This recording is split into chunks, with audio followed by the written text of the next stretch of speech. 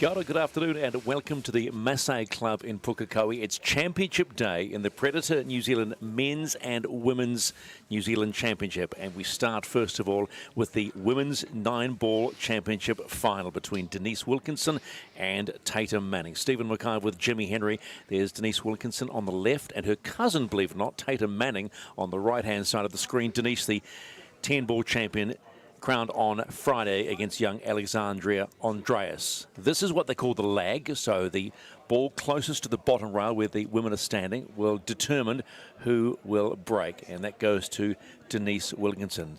Jimmy Henry joins me, the professor. Jimmy, two cousins, but two very strong 9-ballers. Yeah, two good players here. Both got good shot-making skills. Technique and fundamentals are excellent, so it's going to be a good match. Denise, probably the class of the field as she gets set to break in the opening frame. It's the race to six. Sinks the ball straight off the break. She got here via a quarterfinal over Jennifer McLean and a semi-final win, 6-3 over Hazel Cook. On the flip side, Tatum, a quarterfinal win, 5-3 over Connie Adams, and a semi-final win, tough one too, against Lisa Everett, and that was 6-4. So Denise at the table, she has been the class of the field this Matariki weekend, hasn't she? Yeah. Well, she's put a lot of time in, so that's the key to her playing good pool. And that's the key to playing any sort of good pool. Put your time in and you will get the results. She was mildly pushed by Alexandria Andreas in the 10-ball final, but experience at this level is everything, particularly when you come down to the pressure plays. Definitely, yeah. You need that experience, and she's got world experience, and, you know, the experience she has got, unbelievable. So a 9-ball as opposed to 10-ball, flukes are allowed. Yes, that's right. You're allowed to hit the lowest ball and pot any ball, and you can carry on. You don't have to. It's not a call shot game like 10 balls, a call shot game. 8 balls, a call shot game. So Tatum Manning at the table. Yeah, Tatum fresh back from the ladies' national 8 ball. She made the final and lost to Temple Gailey. Just a note, the referee today, as he was in the 10-ball championship on Friday, is referee Stephen Lythe. We still have the 30-second shot clock running and 1 extension per frame. That's right. Okay, a little bit straight on this orange ball, but if she's got the shot, she can punch off that rail and get out for the 6 ball.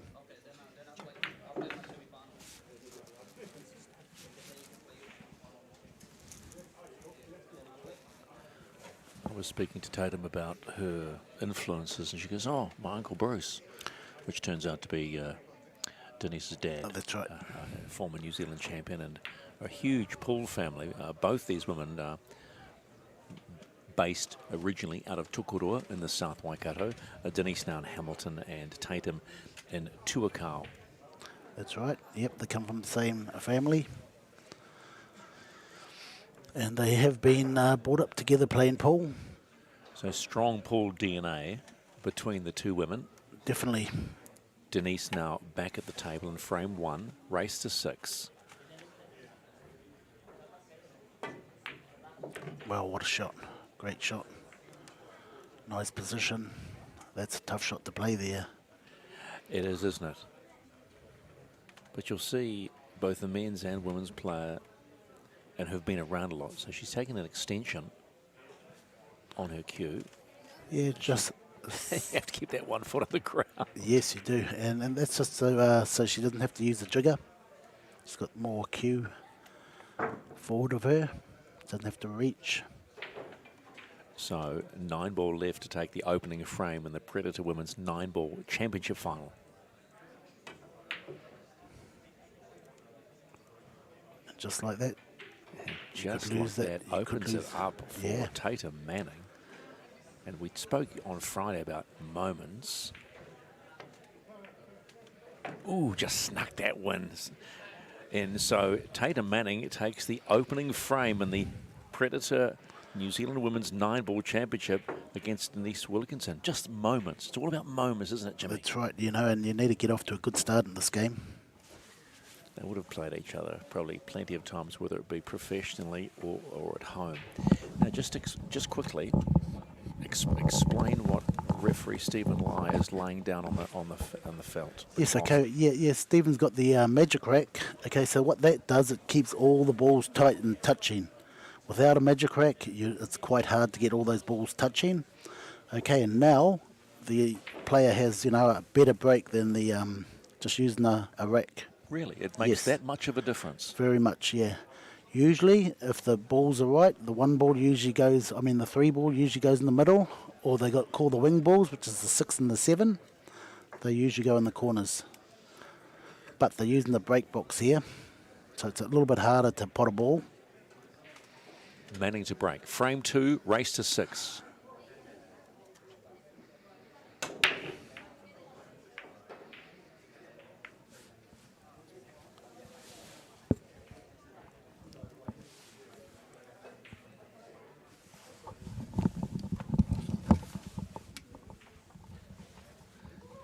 So Denise Wilkinson back at the table, multiple national championships. And both these women, being cousins, have a strong pool DNA. This is 9 ball, so no calling. Flukes are allowed. So that's the push out. She couldn't see anything.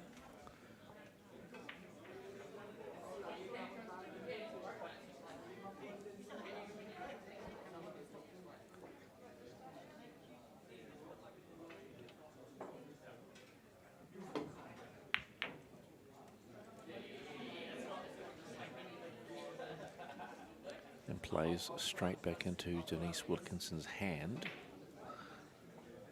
with that opening shot by Tatum Manning. Husband Lincoln was telling me that he played a bit of pool himself, but wife's the better player.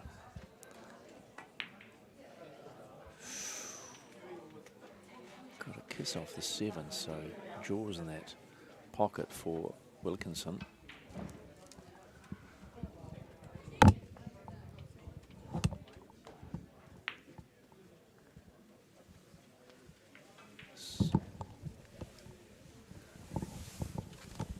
So a little bit of, shall we say, smart pool going on. Both women with a pretty average start to this frame. Yeah, it's going to take them a while just to get warmed up, get used to the big lights, the fast table, and of course the live streaming. Just sort of sparring at the moment. They are sparring, aren't they? Trying to find who has the better option. Or that upper edge. Okay, I can see a snooker coming up here. Touch the one hiding behind this 5-9, no. So if that ball goes in, that means you can carry on. Don't have to call the pockets in this game.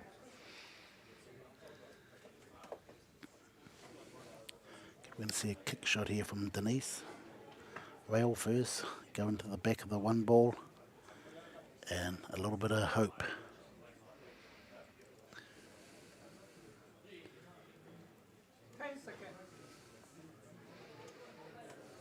She might be able to catch an edge. Oh, she couldn't. No, she fouls it. Yes, the better shot would have been to go in behind and kick it.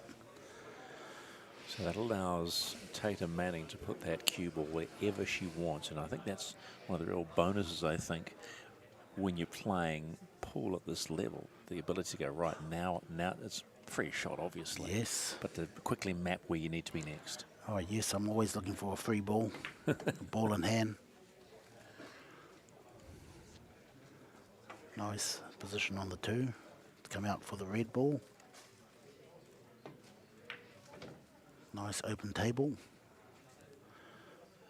Okay, red to purple. Yeah, it's nicely set up for this next phase, isn't it? Really had to stretch on that shot though. Just mindful of her left arm and 3 balls in the centre there. Yeah, as long as she doesn't touch any ball with her clothing or any part of her body, she's okay. Another stretch shot. 2 rails. See, I asked the question, the necessity to stretch, needing to stretch? Would it sometimes not be more, would it be safer to use the jig? Definitely much safer.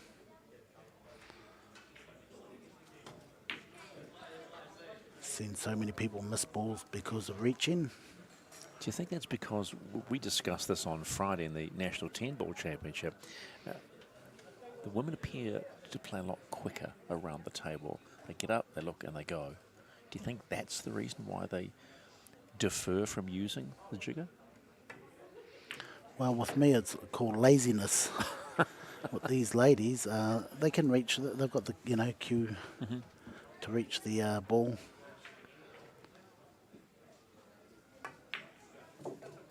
Nice position. Shot. Table's now open well up for Denise Wilkinson. She's down a frame in this opening of the Predator Women's National 9-Ball Championship. Oh, yes. That's got to hurt. Well, she didn't have no angle there to head towards the 8. That's why she played it like that. Tried to cheat the pocket and ended up missing. Now, you've said cheat the pocket. Just quickly explain to those who are watching maybe for the first time, cheating the pocket. Yeah, it means to go in, because you can actually fit 2 balls in these pockets, so she went to one side of the pocket. So you can actually change the angle of the white ball by cheating the pocket, going to a different side of the pocket. Oh, it doesn't look good here for Tatum. Nice straight shot on the brown ball to get the white ball in behind the black. So 3 balls remaining. Denise Wilkinson at the table. Speed control here. Beautiful, beautiful touch. Perfect. Just watch how she keeps still after the shot. All technique. Comes back perfectly for the 9-ball in the centre pocket. And this will see the championship game levelled up at 1 frame apiece. Denise Wilkinson takes frame number 2.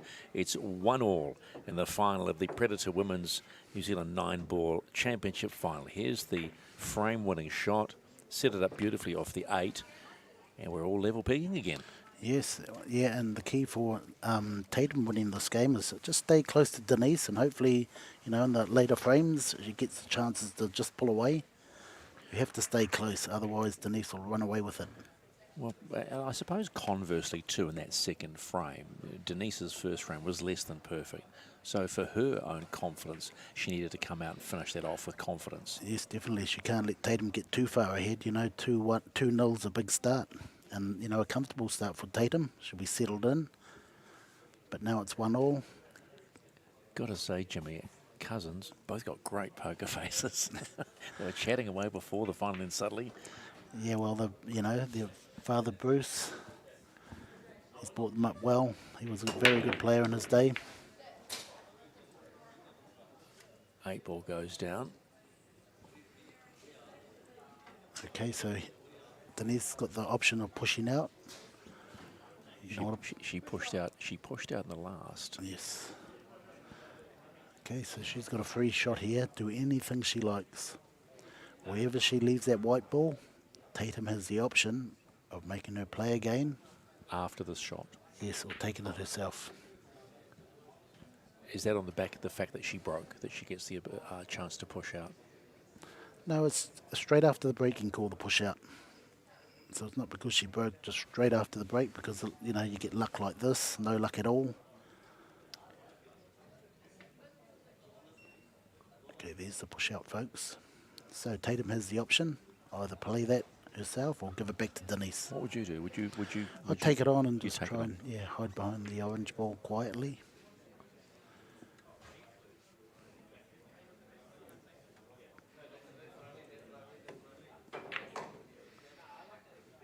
He's trying to hide behind the red ball. Okay, tough shot here, so I think Denise will look for safety here.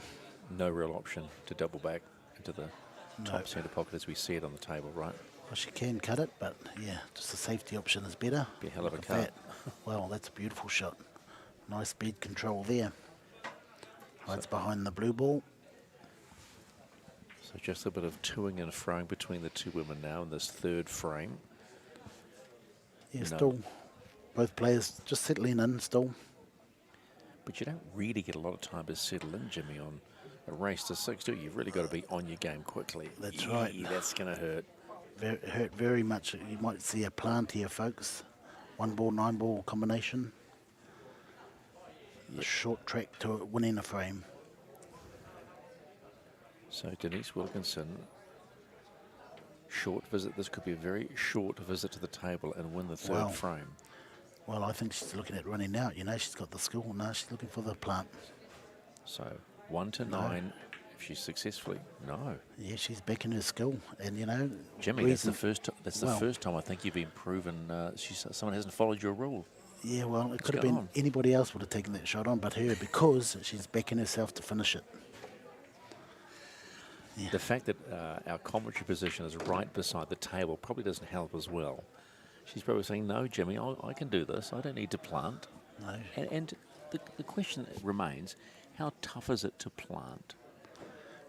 Well, that was a pretty easy plant there. Now she's run out of position, and now she has to, yeah, she could have had the win already. Is that your way of saying I told you so? Well, I think any other player would have went for that plant.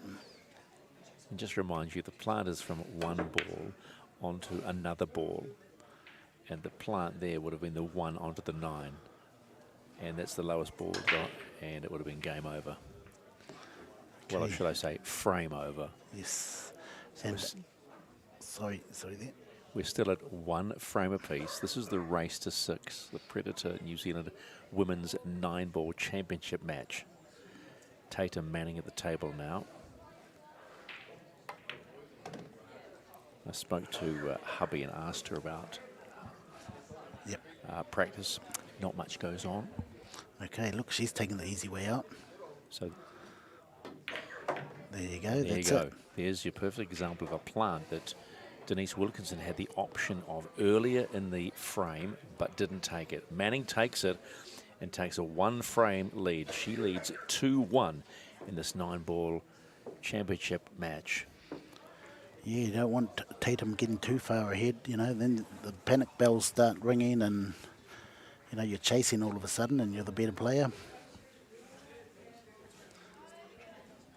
So that was a told you so, cuz. Yeah, should have done that earlier. And that's confidence. That's actually confidence. Of course, yeah. And, you know, her to go that way is just showing that she has put in the time and she's confident of just running those 9 balls.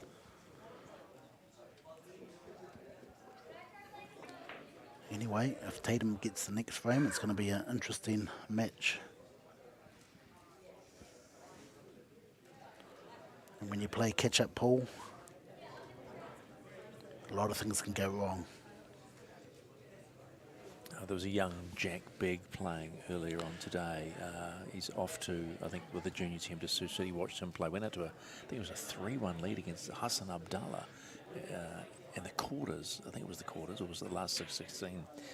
And it was a good example of, you know, just not banking on it being a given thing. And he was beaten by Abdallah in the end, but heck, that's a young kid, Jack, 13-year-old out of Hamilton. That's right, yeah. You coach him, right?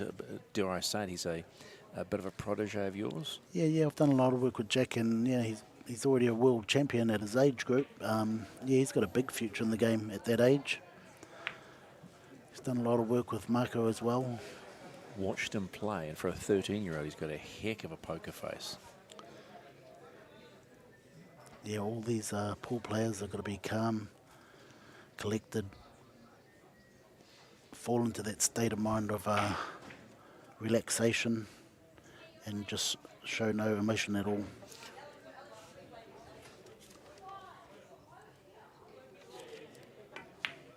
Wilkinson back at the table, 1 frame down. In the men's first semi-final being played, Marvin Pedrigo has taken a 1-frame-to-0 lead over Marco Toicha, the New Zealand 10-ball champion. Won that crown on Friday afternoon against Danny Pukekohe. Extension's been called for Denise Wilkinson. They get 1 extension per frame, 30 seconds to take the shot. So Teucher is down 1 frame to love in the men's first semi-final. Yeah, Marvin Rodrigo, another complete player.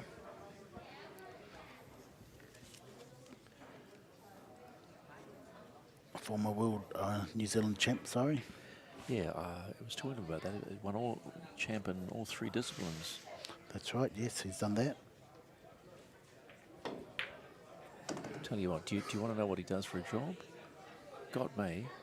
He's a data cleanser. Cleans data. Wow. Don't ask me to explain, Jimmy. Ouch. So misses the 4-ball, Tatum.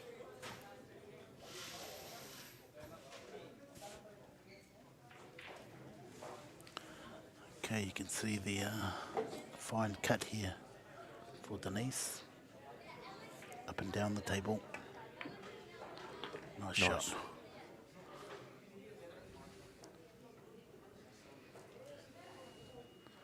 Is it a case of just when you pull off a shot that, you know, maybe should be a given, but it's a good shot, it's a good finish, that just sets you mentally out for that next 2-3 shots? Yeah, the key is just to pot that ball. She was in a situation where she just had to pot the ball, and now she's in control. It's all up to her now. And you normally see that by the way they get around the table. They go, yeah, okay, now, and they go bang, bang, bang, don't they? Yes, all control now, cue ball control. Okay, a bad angle here, but she can screw back off this long rail and back out for the 8.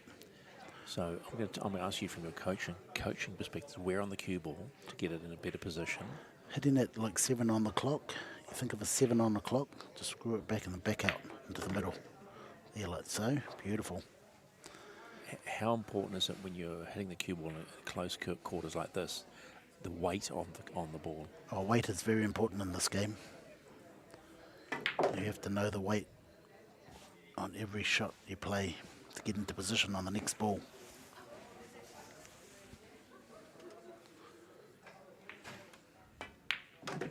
Nine-ball Very potted, nice. and we're back at level pegging in the women's 9-ball final here at the Masse Club in Pukekohe. If you're watching around the world, Pukekohe about 40 minutes south of Auckland City, the largest metropolitan area in the country, and this Masse Club is one of 5, and they certainly do a good job. And these Predator tables are 5-star, as you would know if you follow Paul. But referee Stephen Lai will now reset the balls, but we are at 2-all between Denise Wilkinson and Tatum Manning.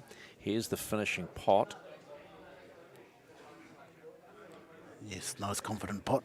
It was, wasn't it? You could tell as soon as she got that ball in the top pocket, away she went. So 2-all, Predator Women's New Zealand 9-ball championship final, and Wilkinson to break. Yeah, getting back to Jack Biggs, he's a few of them, 7 of them actually, are off to the world champs in Nevada.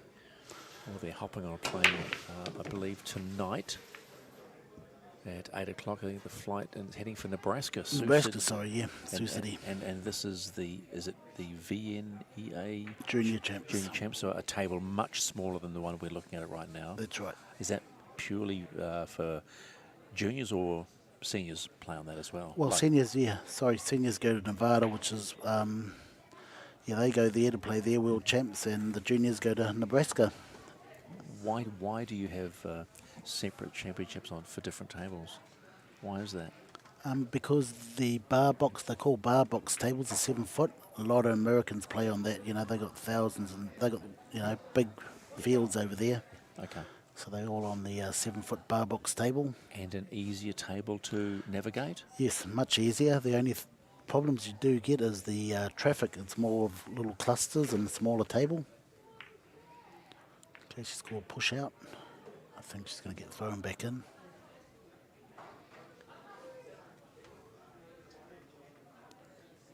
Oh, sorry, the one's there. And then you might see another quick frame here. She might be putting that 2 onto the 9 ball. Okay, is just pop the 1 ball, maybe bump into the green ball. I'm watching her eyes. She's looking at the 2 ball. Obviously. Or even missed that, play that shot there, is perfect. Before Chance had another quick frame. So plant on offer for Tatum Manning. She finished frame 3 off with a plant. Does she do it again here? 2 to the 9. Well, she was going for the pot there. She was, wasn't she? Yes. Went well wide of the 9 ball. It was on it. The plant was Definitely on, was, wasn't yeah. Jimmy? Definitely was, yeah. It was quite an easy plant. Nothing too difficult. So a good spread, but what's the option now for? Just leave some distance and, or either try for the snooker behind the red. She heard you, but is she going to get it? No, she's left neither. So a chance here for Tatum. One good pot here can win her the frame. She can pot this blue ball. She's in good position.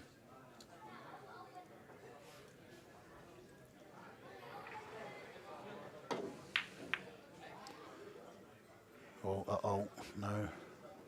2's gone past the 9 ball plant, so another fine cut here for Denise. Now, a shot like this in your world, is that a comfortable cut? No, it's or is that a challenging cut? That's a challenging cut. Because of how close the cue ball is to that rail. Exactly. But like I say, she's been putting a lot of time in, so it becomes easy. When you put the time in, that becomes easy. It looked easy, didn't it? Well, she did. She hit that very nice. Nice clean hit.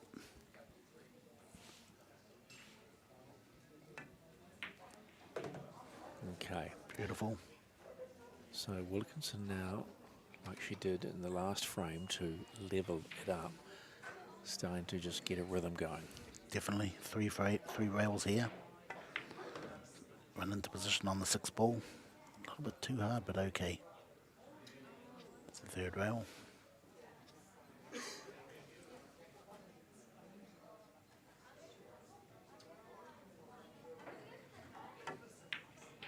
Nice, confident stroke. It is.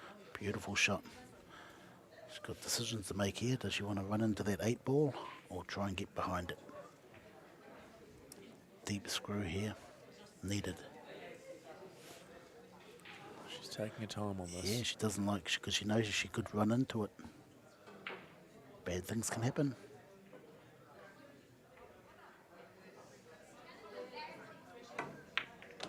Oh, good things can happen, and look at that. Perfect. Just look at the screw on that ball. How much is spinning. Yes, she's done hit her straps now.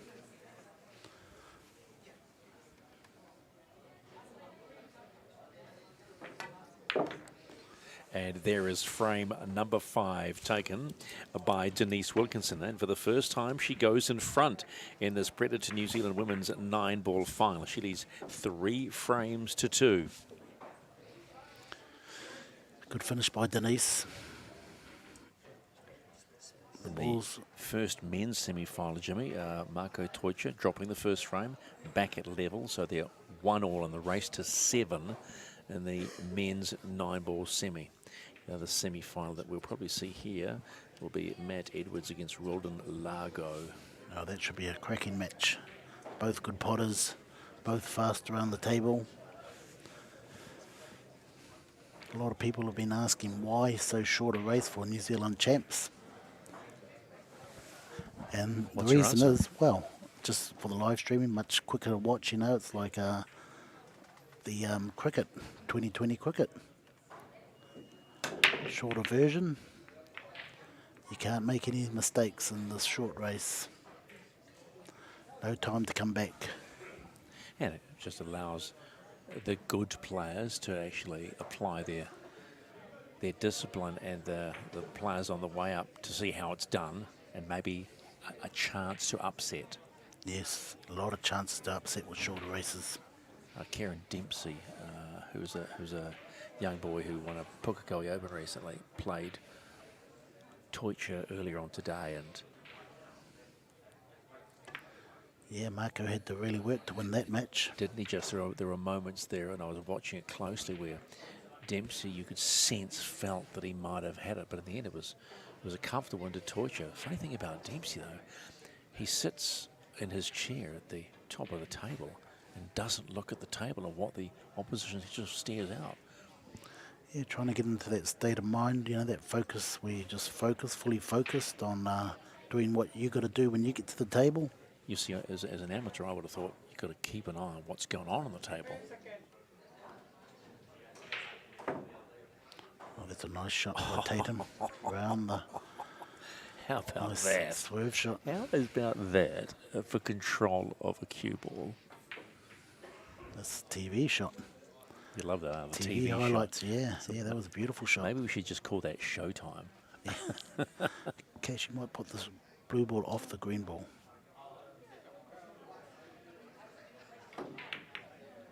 She tried to. Too much weight? No, it just didn't get the right angle to just hit the edge of the green ball to go into the middle pocket. What's the option now for Yeah, Denise? it's tough to get out of this position. I think the best option may be because the purple ball's in the way of the red ball, so it's going to be hard to get on that red ball.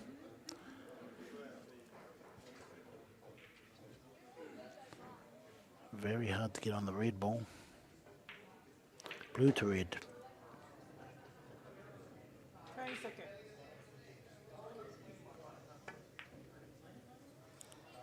What a beautiful shot. What a clean shot. And Delicate. wow. Delicate touch the by position. Wilkinson. And look at the position too. She can hit the edge of that red ball.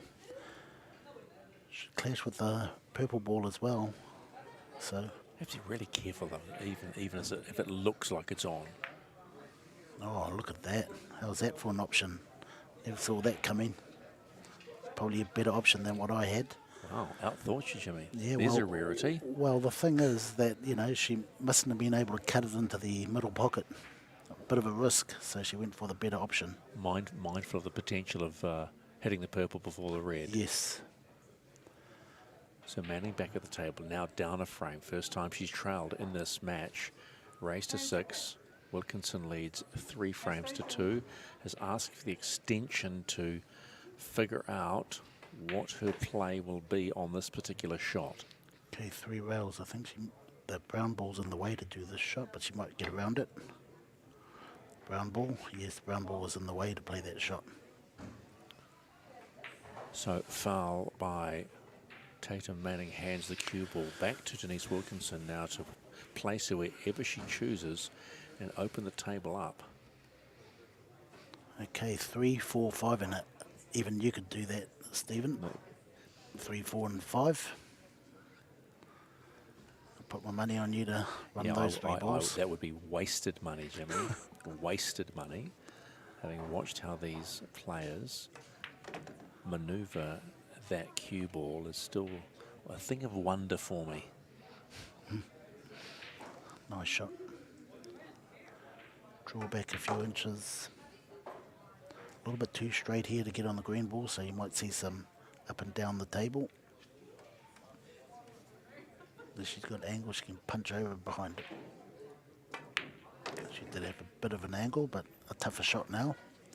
But that's actually the right angle to get in behind this brown ball to the right corner pocket. Nice angle.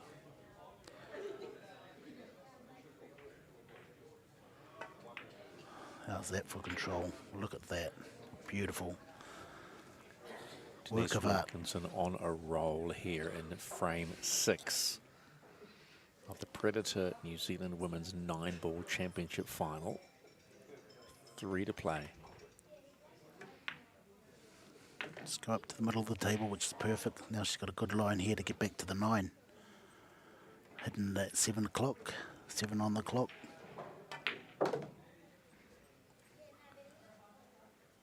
Perfect. Going to look for an extension of the jigger. Both great players, but Denise has been putting in the time lately. So takes the extension just so she gets the reach comfortable to finish off frame 6 and take a 4-2 lead. And just like that, Denise Wilkinson takes control of this women's 9-ball final here at the Masse Club in Pukekohe and goes up 4 frames to 2 in the race to 6. And Denise has had some good wins over top players in the world, like she's beaten the world champion before. And I think she's good enough to, you know, win a world title within the next year or two. She's playing that well. That was the winning shot to take out frame number 6 for Denise Wilkinson, and that 2-frame lead in the Predator New Zealand Women's 9-ball championship final. Your referee getting the balls sorted is referee Stephen Lai. Was in charge for the 10-ball championship. Very clear in his instructions of what's required. So Wilkinson to break in frame 7. 2 frames away from doing the double. When she does go overseas, she does play on these tables and in these conditions. The Arcadia cloth Apex 9-foot table cost 2 balls, all made by Predator. Actually, I do have a question for you. What's the life of a pool ball? Well, you know, these could last forever. These sort of balls are made of some sort of good resin made by Aramith, who makes the best balls in the world. Belgium company. Okay, let's see a good shot here. Down the table and back up behind the orange ball. Beautiful. Look at that weight control. Just too consistent. And weight control is just about practice. Yes, definitely practice. And, you know, as we maybe see later on, Marco's the other one that puts in monstrous hours. So Wilkinson on a roll now, you can sense that. Yeah, perfect position. Orange and green are quite easy. Look at that focus, those eyes. Totally focused on that one pot. Speaking of Marco Toiche, he now leads 2 frames to 1 in the men's first semi-final in the race to 7 against Marvin Petrigo. No room for mistakes in this short race. Perfect position. The 8 and the 9 in the same pocket. Run down right in behind the 8 ball. Just needs a little bit of an angle, which she does get. Perfect angle. See, most amateurs will be looking at this saying, how are you going to do that? But is it just the slight space between the 2 balls allows that? Yes, yeah. So, yeah, those 2 are going to go in the same pocket. Yeah, just that little bit of space allows that. And her to play the right shot is the key. And just like that, Denise Wilkinson is now 1 frame away from the National 9-ball championship. She takes a 5-2 lead against Tatum Manning.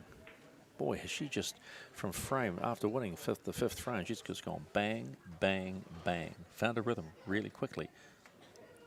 That's right, and you know, like I say, those first frames of her just getting the feel of the table, trying to get control, trying to get that little good start, and then once she gets that start, she's a good front runner. But let me ask you about that feel of the table. They've been playing on these tables all day. Are the tables different? You know, even though they are exactly the same dimensions, cloth, the whole 9 yards?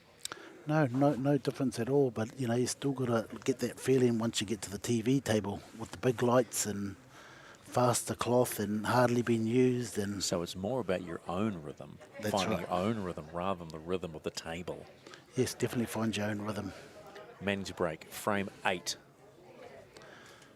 Okay, she's on the hill. Got to put that 1 point up.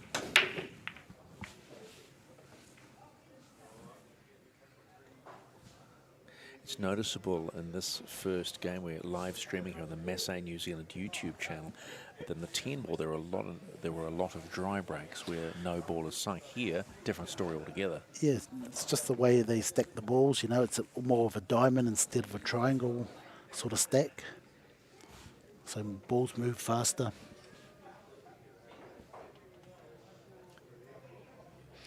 Okay, so Well, unsure of what's going on. She's Tatum struggling to see the two. Isn't yes, so she can push out. She's called the push out, folks. she? So the push out's basically a free shot to put the cue ball where she chooses to and potentially snooker her opponent. Or she could have said, you play the ball, right? Yes, okay, so Denise has the option. But then Denise would have no chance to push out because their push out option was on Tatum's shoulders. That's right. So that's where tactics come into play. That's what I love about it. Oh, definitely, yeah. She has to know where to leave that white ball. I think that there's a little bit of a give-me shot for Denise. If she can pot that, then she can play a little bit of dirty pool after the shot. Two in the corner. No option to come back Well, for she the has. red. Yes, she has got an option there. Looking at that angle, she can go down the table towards that pocket and then back out towards the red ball. Or come in behind it where the white ball is now. There you go. Look, she's behind it, so she's going to have a shot at it.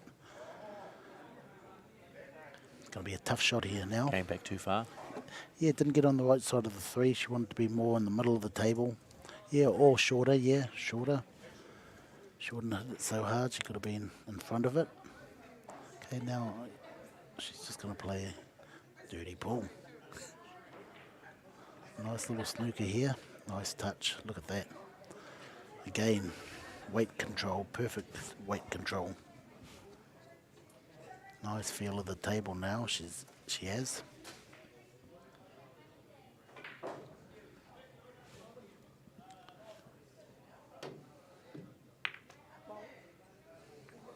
So Manning unable to reach that red, fouls, hands the cue ball back to Denise Wilkinson, who leads by 3 frames, is 1 frame away from winning the national title. Okay, the red-purple look good. I think she'll have to play the plant with the orange ball. She can get a good angle, get from the purple ball to the orange. I can see a plant coming up.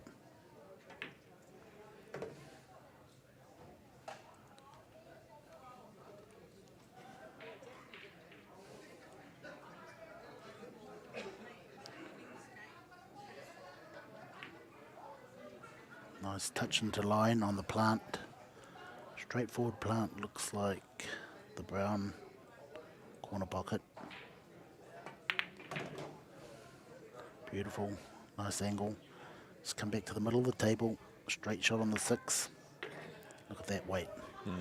She's on the good side of the 6 too, so she can just touch this in the black and probably the opposite middle pocket if she wishes. Jimmy, she's looked untouchable since going on this run, Denise Wilkinson. Everything's sort of fallen into place, which means her game has just come on stream, you might say. Yes, definitely. You know, we've seen her struggle in the first couple of frames to not missing at all now.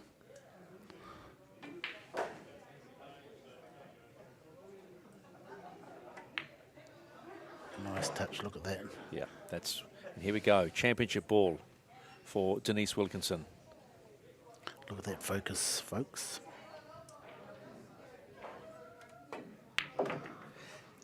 Whoa. A little nervous at the end, almost followed through, but there you have it. Denise Wilkinson wins the frame and wins the Predator New Zealand Women's 9-ball championship and does the double. Won the women's 10-ball on Friday, wins the women's 9-ball on Sunday. It's a wonderful Matariki weekend for Denise Wilkinson. 6 frames to 2 over Tatum Manning, and she is your national champion. Double national champion. What a weekend for Denise Wilkinson. Yeah, great weekend of pool and great to watch Denise play, and she's at her best, you know, the best I've seen her play in her career at the moment. Well, she was under a little bit of pressure that 3rd frame where she could have had the plant to win the frame, didn't do it, and came back out and watched her cousin Tatum Manning do the plant to take the match, that match two frames to 1. And there you have her. There's the national championship trophy. Nice. Very good. Both players played really good pool. Exciting to watch. So the obligatory championship photo was taken. Do we get down low by the trophy? That's great. And how good too that they're both cousins. I mean, yeah. Family affair, but this time it belongs to Denise Wilkinson wins the 10 ball, wins the 9 ball. It's a big old weekend at the Masse Club in Pukekohe for her. 6 frames to the final score. Men's semi-final not too far away on the race to 7 for the Predator New Zealand Men's 9 ball championship, live here on the Masse New Zealand YouTube channel.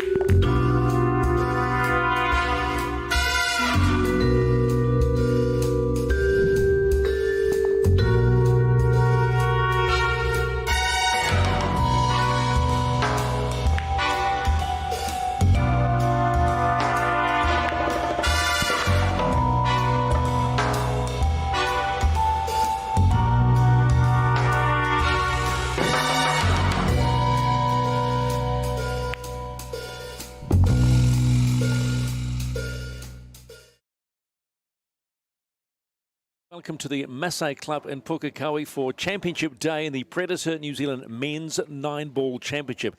And you're about to see the second men's semi-final between Matt Edwards and Rodan Largo. As is natural in the game of pool, we'll play the lag, which both players will have the cue ball and hit it to the top rail, and whoever is closest to the rail where they have started will break the first frame. Now, this will be the race to 7. Now, Matt Edwards made the semi-finals of the 10-ball on Friday, but was beaten by the eventual champion, Marco Teucher.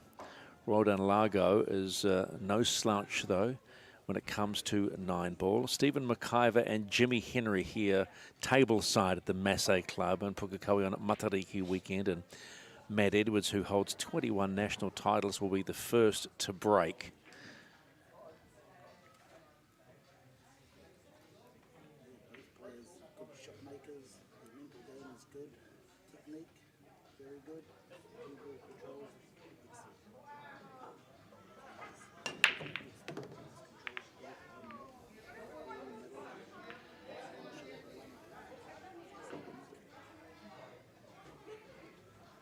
So your referee is Stephen Lai.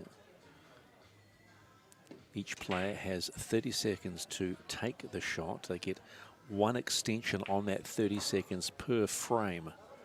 Can be handy, particularly when they get in a situation where there's a no shot, or they just need those extra seconds to think about what that play is, and then the next 2 or 3 plays. So, oh, he decides to get up on the table for his opening foray.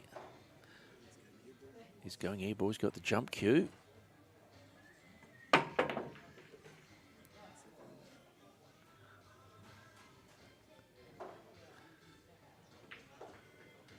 Now I'm going to ask you straight up: is that an open shot for Largo? It's an open shot. It's a tough shot to start off with. The key is just to pop the ball, don't worry about it.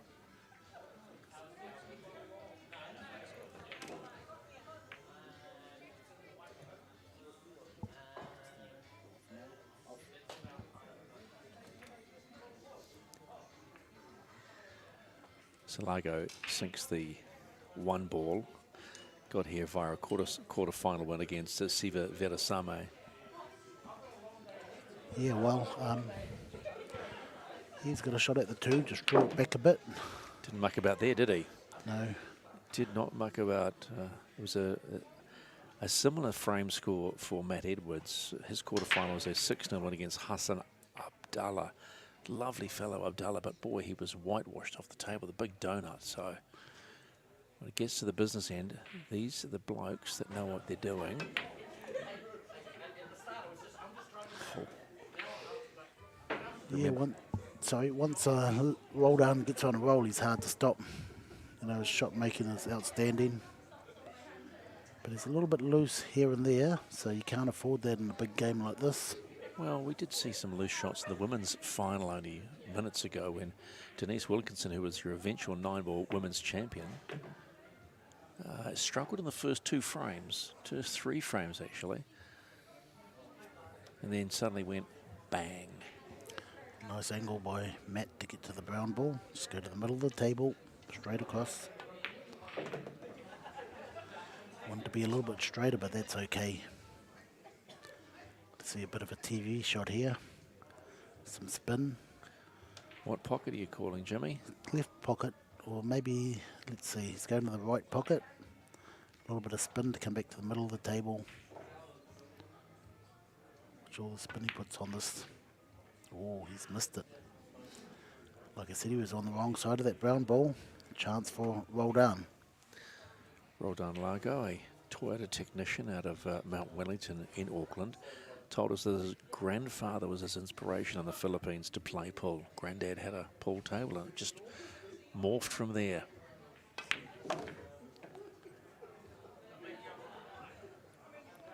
Okay, a good start given to Roldan. And in the context of everything, he says his challenge is to play against the best available. And, well, Matt Edwards, he's got that, hasn't he? Yes, he definitely has. Nice shot here to get on the 9-ball. A potable ball, but he would have liked to be a little bit straighter on it. But he's okay.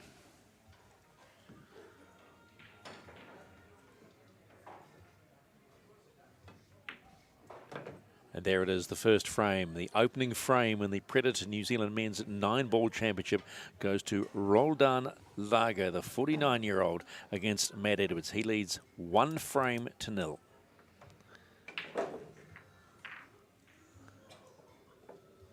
They didn't muck about, did they, once they got going?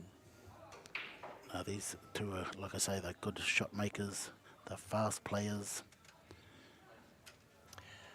Do you think Matt Edwards will be cursing drawing it on that 7? Yeah, I think the only thing he'll be cursing himself with is not getting straight on that brown ball.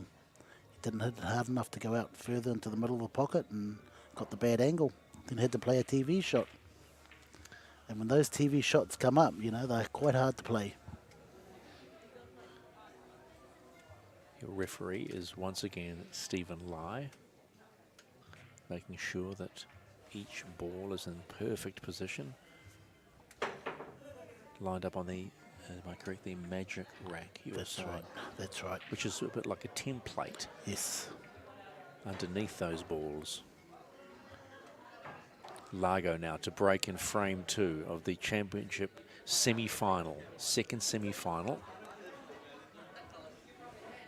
Roldan's always been knocking at the door. He's always been roundabouts. He's always good enough to get into the late stage of these tournaments.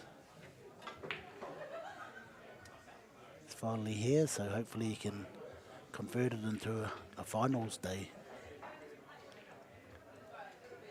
He's going to run away here, just nudge the edge of that yellow ball, maybe run in behind the black ball. And the first semi-final being played on one of the other tables outside here. Marco Torcioli's 3-2 against Marvin Prodrigo.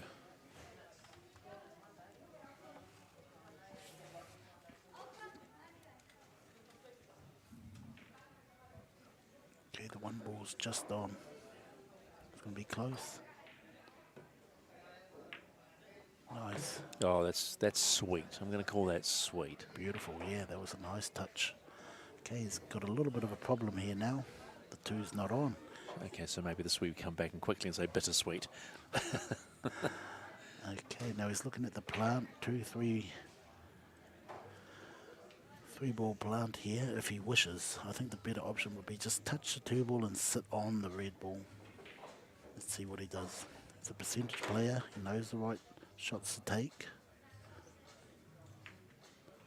There you go, just behind it. Just got this, just a tidy little snooker there. Yes. But the ability for Largo to come off the rails is there too. Yeah, so Roldan actually went to the World VNA Senior Championships. He's been one of the most consistent players on those tables over the last 4 or 5 years.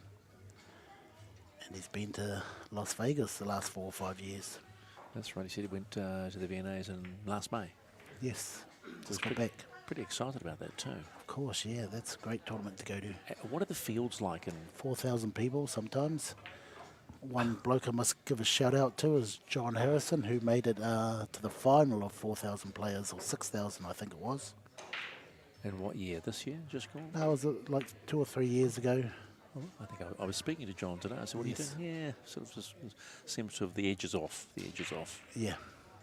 And if you want to, he has a business, construction business. He's a busy man, and sometimes life overtakes the dream. That's right, yep. So Matt Edwards at the table, down a frame.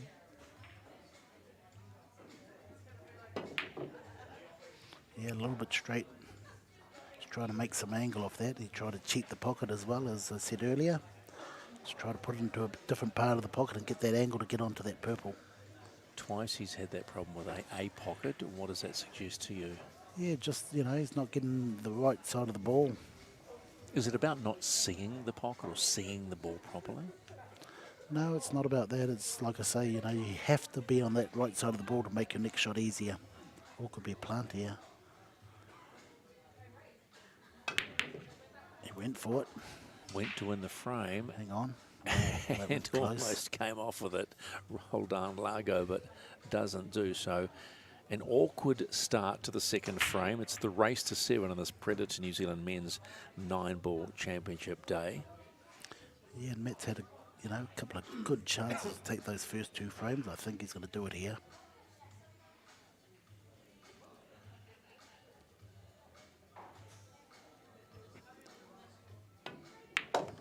Nice shot, a little bit too hard. He's going to end up too far up the table. Now he's got a difficult shot on the 4.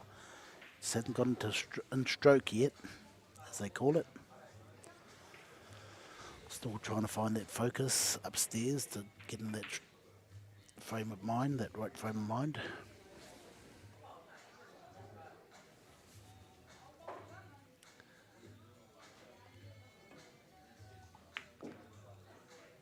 Again, just can't seem to find the hole, but puts Largo back at the table in the other semi-final. Deutsch has gone up 4-2 against Rodrigo.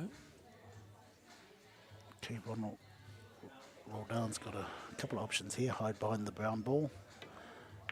Play the 4 ball into the 9 ball, but he doesn't get behind the brown ball, or does he? Well, close. Well, he's not offering Matt Edwards much, is he? Okay, so Matt's just going to nick that edge of the 4 ball, run it onto the 9 ball, and run the white ball up by the brown ball. Call a safety shot here.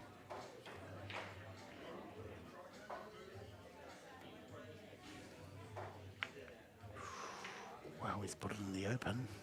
Chance for Roldan. So in this situation here, he'll just want to make sure he pots that 4 ball. Doesn't care about the white or anything, just wants to pot that 4 ball. Big shot here, big moment.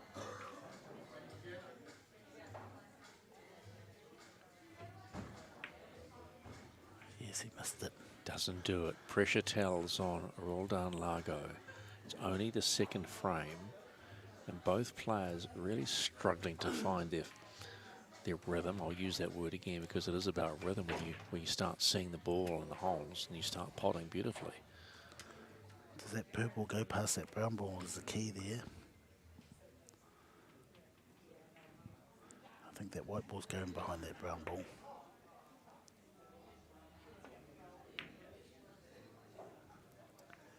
No, he doesn't find the right line to hide behind the brown ball, but still left a little bit of distance. So a tough shot here. Yeah, neither player is making it easy for the other.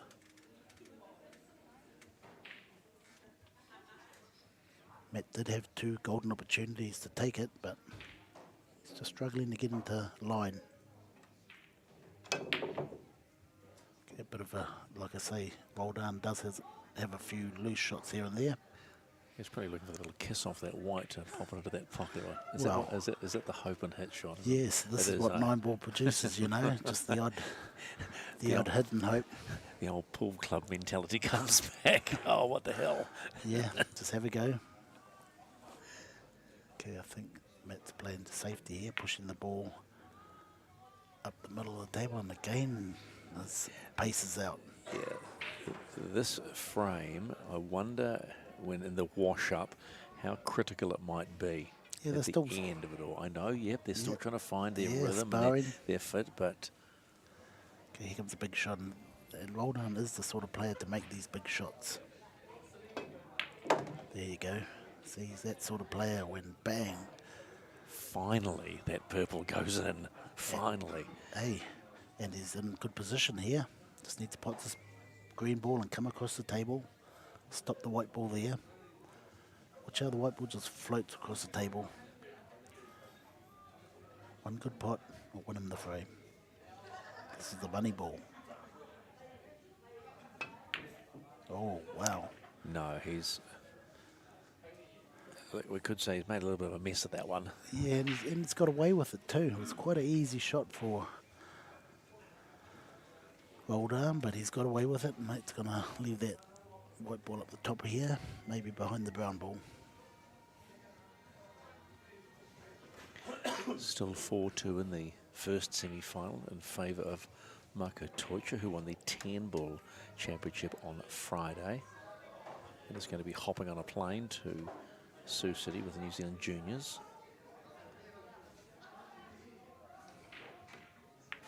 Nice pace, nice touch. Okay, you're going to see a hidden hope here. No cat and mouse. No, I think he might be able to try and go for this brown ball here. Play two rails and pot the brown ball. Just remember a 9-ball, no flukes. There we go. Does he do it? Wow, close. Okay, a golden opportunity for Matt. Big moment, big pot. Pots this, he wins.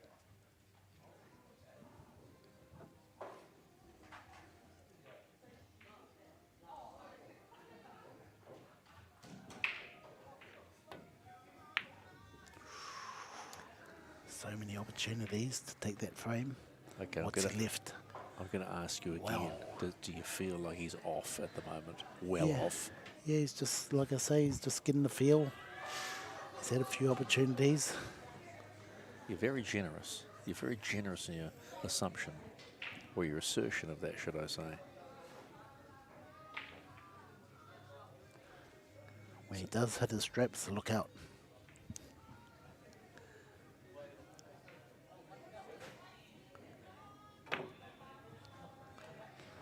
Largo misses the centre pocket with the green. Wow. And now has opened it up for Matt Edwards. Okay, this is it. This is definitely Matt's frame. Put your house on this finish. Okay. I think well, he's I'm gonna not going to because I'm not a betting individual, Jimmy, but This will settle him down, and that's what he was waiting for. Just to get that first frame under your, under your belt, and then just fire up from here. Take that confidence into the next frame. He's settled down now. 1 ball remaining for Matt Edwards to get on the scoreboard in this Predator New Zealand Men's 9-ball championship. Here it comes.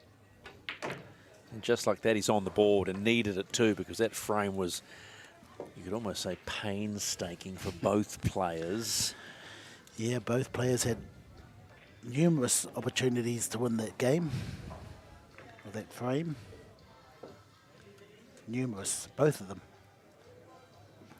And I think Edwards would like to go further than a semi-final. He's already made 1 semi-final this weekend, and losing to Teucher would be nice to make the final. And at the moment, Teucher still leads 4-2 in that first semi-final. Yes. Make that 5-2, because he's just potted the 9-ball, so he'll go up 5-2 on the race to 7. Yeah, so when, the finalists, it's going to be really quick. A short race of 7. Anybody's game. Toss of the coin. Call it what you like. Internationally, is the race a lot longer, maybe to 9 frames? Yeah, for the big events like the World Championships, definitely to 11, 13. But, you know, longer viewing, is that spectator going to watch for 2 hours? Whereas this is more Moscone Cup pool, quick, short races. Another nice control break from Matt. And this time he has got a shot at the one. Maybe it's not on, but he can hit it. Let's see the cue jacked up a bit here. Double the one ball out. Leave the white ball where the one ball is. Don't think he can get under the white ball to do that yet.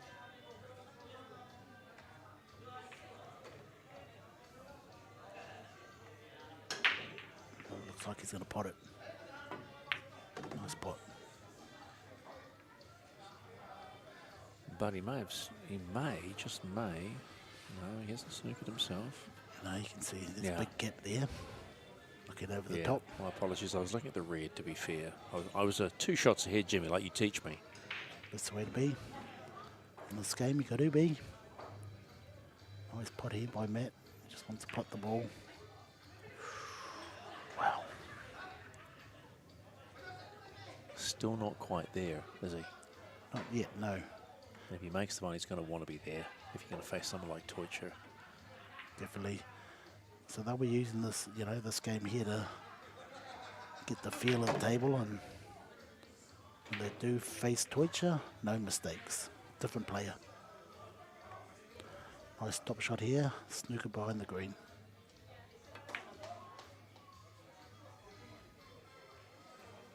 Exactly what the professor ordered.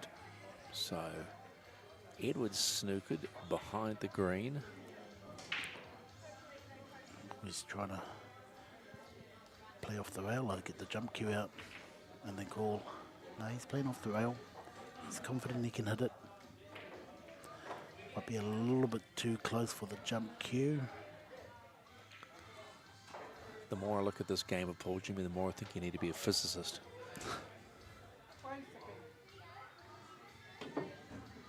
Oh, nice 2-rail kick shot. Hits it square in the guts. And has made it difficult on that. Oh, definitely, yeah. On that red ball for Largo.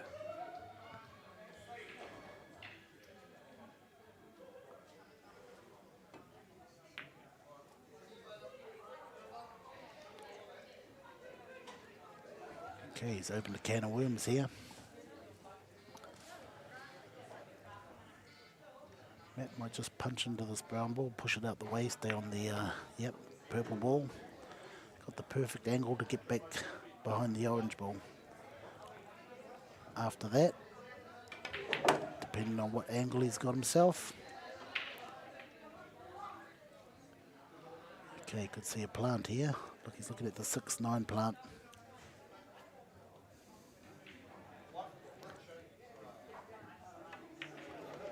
All in the soft touch. way. So, Yep. Are you calling the plant, Jimmy? Looks all right. Looks quite simple. Yes, I'm calling that plant. Looking at it here. Well, Good Edwards line. is taking a close look at it as well, and one would suggest that this could be frame 3 in his advantage. Let's see. Does it, plants it, wins it, just like that. Matt Edwards takes a 2-frames-to-1 lead in the second semi-final of the Predator New Zealand Men's 9-ball championship on the back of that sweet little plant.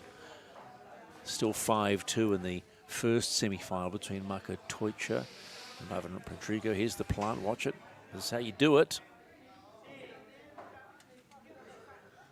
And just like that, he takes the lead for the first time. That'll give him much more confidence because it has been a little ragged for both players to this point. Yeah, it has been ragged, and now I think, yeah, he's settled in now and ready to open up. He's comfortable. He's got a, 1-0 head start there. If you can get back to the table, make it 2. So Largo to break in frame 4. Race to 7. Well done. Just need to stay with Matt. Matt, obviously the favourite through his experience, his overseas experience.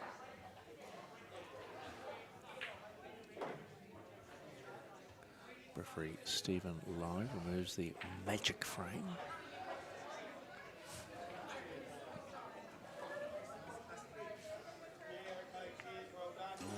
wasn't a very good safety shot there. Key here is for Matt to get to that 2-ball. Just probably come back to the middle of the table is good enough.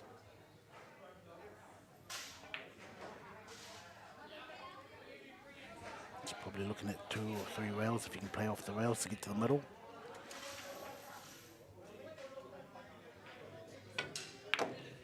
Oh, he doesn't get there. A little bit short.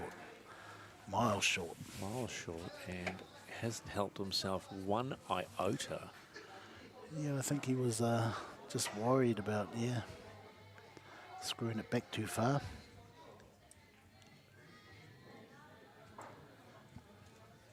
Do you think he can see any edge? No, he's not even considering that. He's going off the back rail. The top rail here and then trying to hit it. Misses it. So foul played by Matt Edwards. Instantly gives the cue ball to roll down Largo in whatever position he chooses to try and clear the table. Yeah, still feeling his way, both players. But one of them going to make a move soon.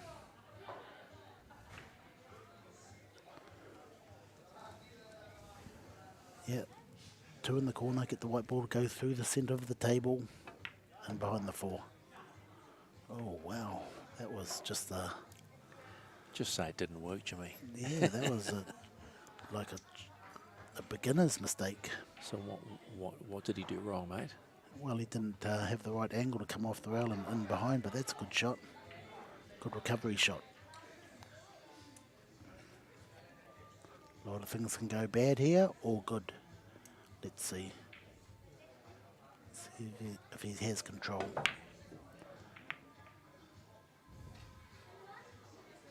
Well, not too bad.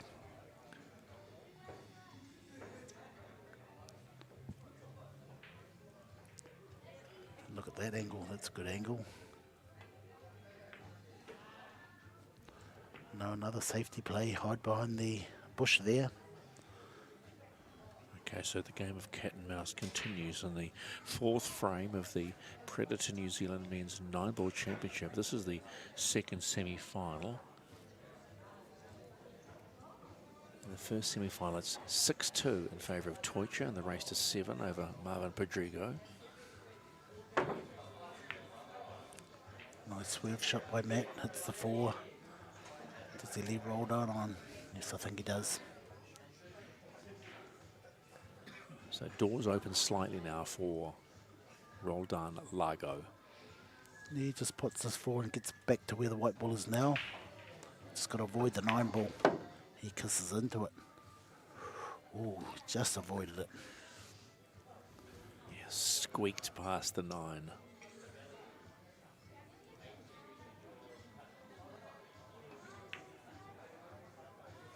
Oh, well.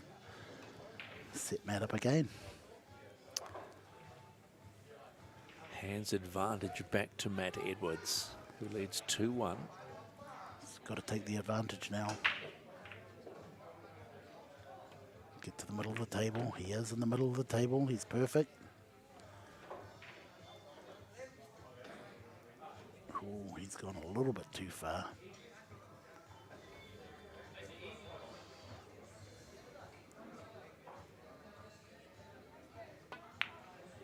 Well, I wouldn't have played that. I would have played it harder to get back over the other side, but that's okay. He has got a cut at it. The thing is, with the thin cut, he loses control of that white ball. He lets the white ball just go up and down the table. He needs to come back for the black ball. Or just a soft touch could do it also. No, he's gone up and down. Plays the soft touch, but No, he's gone up and down. yeah, that's gonna good. Look at this. No, he's gone too far. Has gone too far. Wow. What does that angle give him, though? What option does that give him now? He only gives him the middle pocket. In saying that, he also has to, once he's potted it, he has to get to the 9-ball. He's having a look at the double.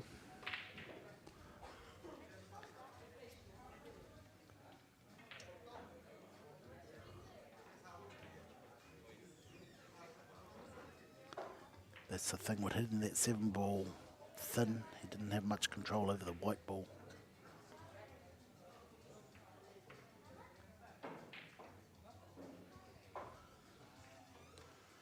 playing safety here. Yep, just putting the ball, black ball on the back rail there. Leaves roll down, nothing. Great shot. It could be the winning shot there. Doesn't leave Largo with, he leaves him with scraps. Yes, and watch this guy, he'll just hit and, oh, he's played the safety too. Puts it on the rail. That's pretty good. Great shot, great return shot. Okay, here we're going to see a bank shot, I think. He's going to pump this in, hit it quite hard, straighten the black ball up. Needs to hit it hard. No. Oh, wow. Okay, What so a that's nice control shot. Yeah.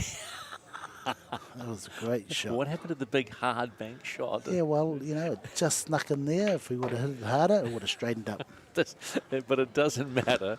It's just so the more gentle bank shot moves in favour of Matt Edwards, and he takes a 3 frames to 1 lead in this second semi-final of the Predator New Zealand Men's 9-Ball Championship. It's the race to 7. Edwards leads 3-1. In the first semi-final, Teutsch leads 6-2 over Prodrigo.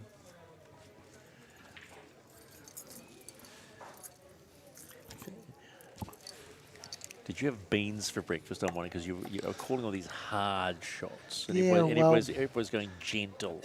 See how it just got in the pocket? If he would have a little bit harder, these cushions, it may straighten up a little bit. Is that your only excuse for not calling it? I wouldn't have played it that slow. He just made the pocket. Maybe we're just seeing a different side to his game today. Well, yeah, that was a good shot there. I didn't think he'd get that, playing at that weight. Frame 5 in the second semi-final, and Edwards to break. Okay, watch how he doesn't hit the pack quite hard. He just controls the white ball to the middle of the table. Watch out. Okay, I think he's got a shot here. Not an easy one. Not an easy one. But he's got a shot. He's got a shot on the one. That's the main thing. It's up to him to keep control now. He knows it could be a low percentage shot, so you look at a safety maybe. Looks like he's going for the pot. 2 rails, kick into the 5 maybe. There you go. So he was a little bit unlucky there. Okay, now I think he's going to hide behind this red ball if it's not cuttable. He'll play the percentage shot. If it's on, he'll go for it. And this is where patience comes into play, doesn't it, Jimmy? That if nothing's on, you don't need to, try for the miracle ball. You play the percentages. Yes, and look at that. That's perfect. Picture perfect. Yeah. So what's the option for Largo here too? Wow. Hard to read Roldan's next shot. He can get out that jump cue, or he can play hard and play Kick 2 off rails. a rail. Yeah, kick off this back rail here. And play hard and just kick it and hope for a bit of luck. Hang on, Look at hang this. on, hang Yeah. on, hang on, hang on, Wow. hang on. Well, there's your bit of luck. Yeah. And that could be his ticket out of this rut he's in. Sometimes you just need a little bit of lady luck, and Largo gets it on that 2-ball. Okay, he's got a good angle here to play off the 2 rails and end up where the white is now. Somewhere in that area. Nice touch, nice weight, but he misses the pot. And he's miles out. Rushing the shot. Well, yeah, that could come to it, but come down to it, but Look yeah, at that. That was the sweetness. he's just not focusing on potting the ball. Of which Matt Edwards does. Does he set him up well for the purple here? Yeah, he's perfectly in line. Okay, so the key is you just roll forward for the orange in the middle.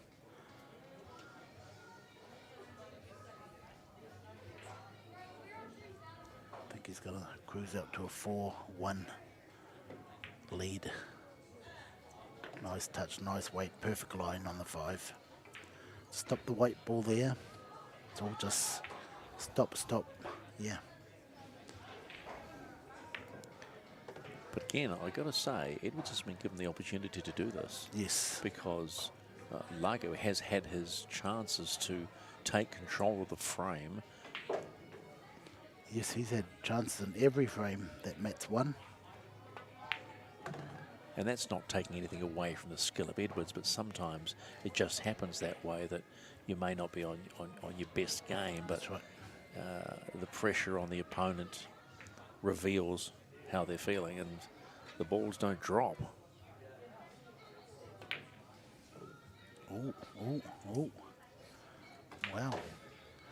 It's given Roll Down a chance to stay in the game.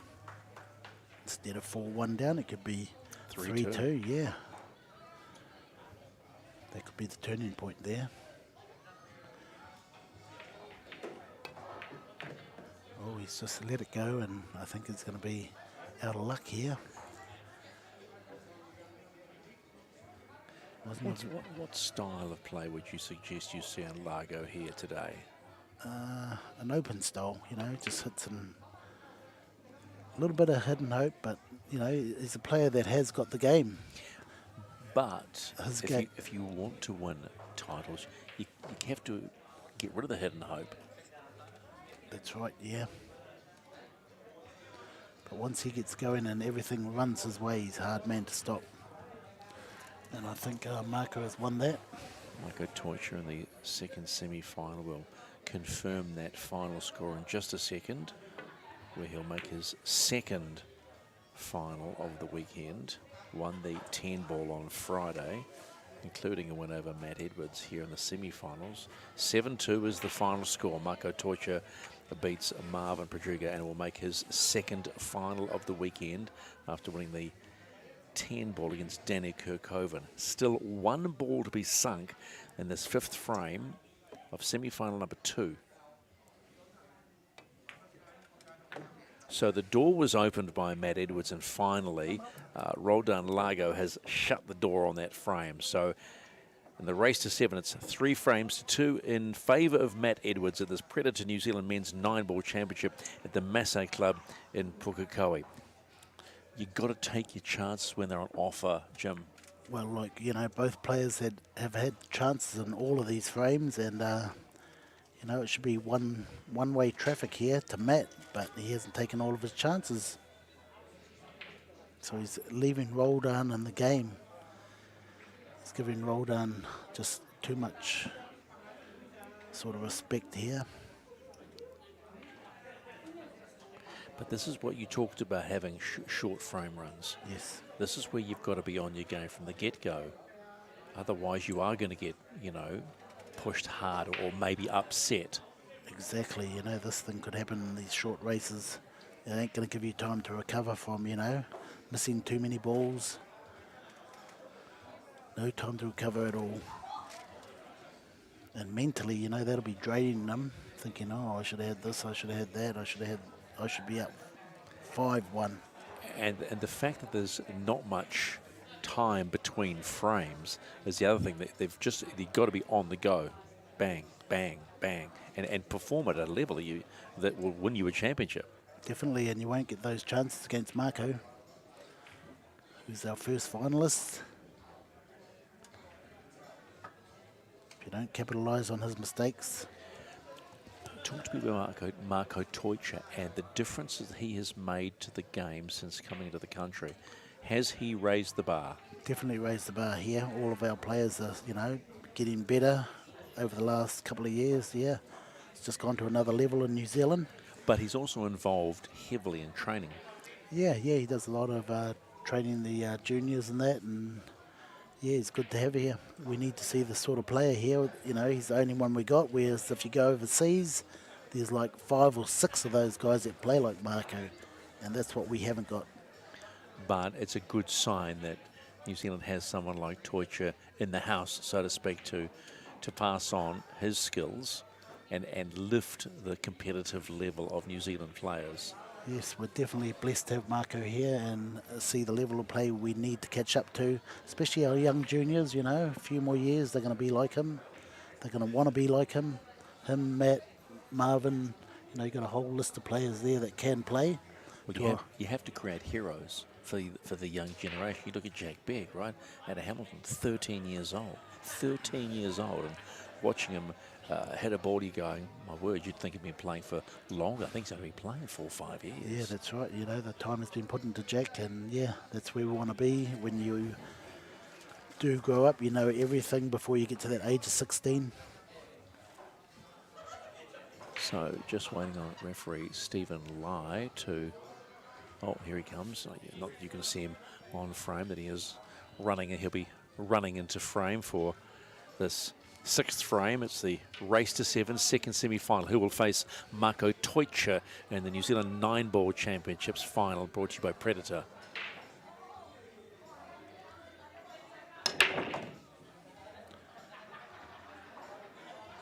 Nice break by Roldan. Does he get a clean shot at the one? He does. He's got an open table here. Yeah, the spread's very handy, isn't it? That's almost how many balls do I need for the hole to clean this table up? I think they're having a, like it should be the 9-ball on the spot. He has got the 9-ball. He's got the 1-ball on the spot, I think, so that's what they're inquiring about.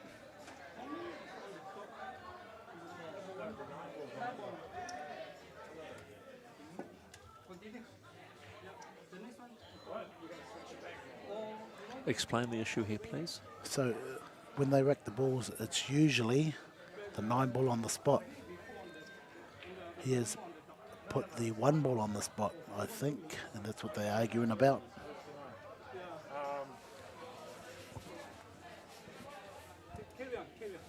Carry on, you got a perfect break because you put the 9 on the, you put the 1 on the spot. That's easy. He did do that all the time. Yeah, but I didn't know, otherwise I can miss it. It's easy, bro.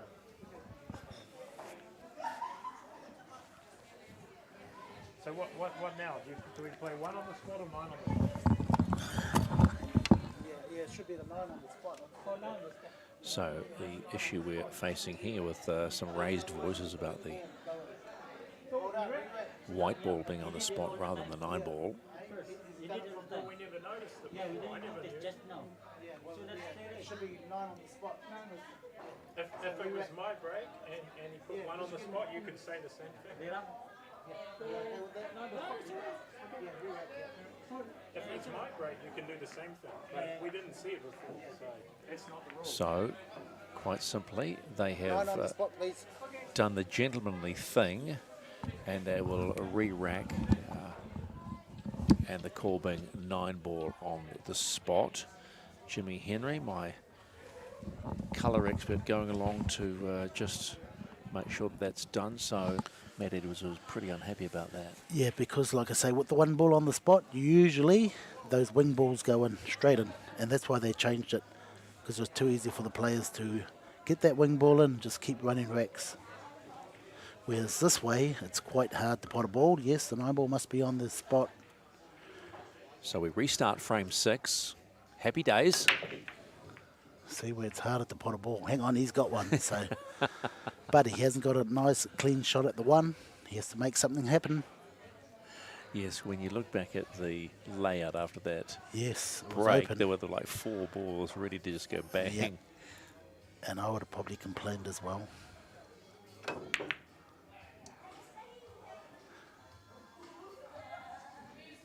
But that's what you need in the game. You need a bit of drama. Oh, we've had plenty of drama today, folks. I wonder too, though, from a personality perspective, whether that's part of Matt Edwards' game, to actually push everything as far as he can to unsettle an opponent. No, definitely not. Matt's been playing way too long to sort of bring those tricks out. He's not a shark. He's pretty... Well, would you suggest, would you throw that line out? Would you say that some of the pushes to the letter of the law was a shark? Well, yeah, that's called sharking in this game, you know, and I don't Yeah. think, we have any sharks. And some, you might get the odd player move around a bit, but, yeah, other than that, See, I would call that entertainment. But are you saying there's that unwritten gentlemanly rule about that? well, tough, you know, it's tough. It depends how much you want to win, and people know Matt as a pretty fair player, honest player. And Roldan, you know, he just gave it up and knew. Yep. So there was good sportsmanship by Roldan. Now, what if he hadn't agreed? What if he'd said, no, I want to play on? What would have happened then? Well, I think it was unfair. Like I said, the ring ball is designed to go in with the one ball on the spot. And, yeah, great to have two good sportsmen. Sportsmanship is yeah. important regardless. But sometimes winning's important too, Jimmy. Anything to win.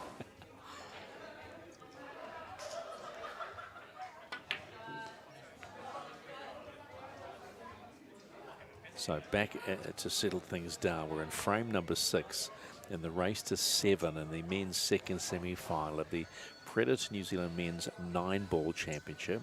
Matt Edwards leads 3-2. They reset this frame.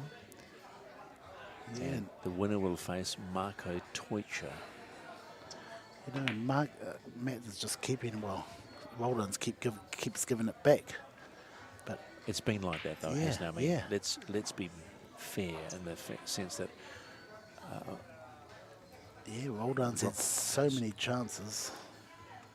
he's just been handing little scraps to Edwards, and Edwards has taken what he can, but when it's come to the money balls, he's finished them off.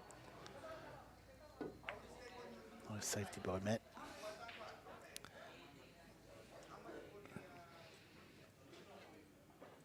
Largo's not going to see much of that purple.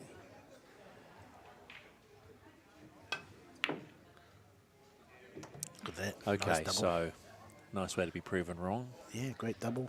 Great Didn't double. know. Look at this behind the back. Doesn't like to get the jigger, but he can play these shots quite good. Oh, he's given him a chance. Got a plant here for Matt. And saying that, it's still not an easy finish. Matt has to stay on that 5-ball. We'll try and push the 5 into the open, play some bottom on this, keep the white ball near the black. Play this shot with bottom, so he holds the white ball down the side of the table, and the orange ball just flicks out over the pocket. Like so. Does the plant, as you called it. Nice. He wants to be straight on the black once he's played this orange ball, up towards the middle where his hand is. A little bit of spin. Nice shot. Perfect line to get to the 9-ball. Roll forward. He might be a bit straight here. That's why he's looking to the heavens, I think. He's a little bit straight. I don't think he's exactly happy with the way he's playing today. He's a little bit straight here. He's going to punch the ball so the white ball moves in behind the brown. Oh no, he's had a bit of angle. Perfect. That little bit of angle got him there. If he was straight, all he could do is go back or forth. This is gone. 4-2 to Matt. And there it is, as called by Jimmy Henry. The advantage now is out to 2 frames in this second semi-final. Matt Edwards jumps out to a 4-frame-to-2 lead. 7 is required to make the final of the Predator New Zealand Men's 9-ball championship against Marco Toicha, who won the 10-ball on Friday, having beaten Matt Edwards in the semi-final, then going on and basically handing the donut to Danny Pukekohe and winning that one 6 frames to nothing. But this will be a race to 7 in the 9-ball. The frames are quicker. Just making sure, are you happy with the way that's set up? Yep, the 9-ball on the spot. You can tell by the 9-ball in the middle of the diamond. There's a diamond on the pool table there. The 9-ball should be in line with that. Matt Edwards just goes up and has a quick check. You get that right, Mr. Lai? Yes, you did. So Thank we're in you. frame 7. Edwards to break. I think it looks like Matt's winding up for a harder break here and just let it go. A lot of his breaks are being controlled. Nice firm stopper shot. Cut break. And he leaves the 1-ball on, I'd say. Doesn't get anything out of it. That's a rarity we've seen today here on our Masse New Zealand live stream on YouTube, wherever you're watching around New Zealand and the world. It's a national holiday weekend called Matariki for only the second time. And this is coming to you from the Masse Club in Pukekohe.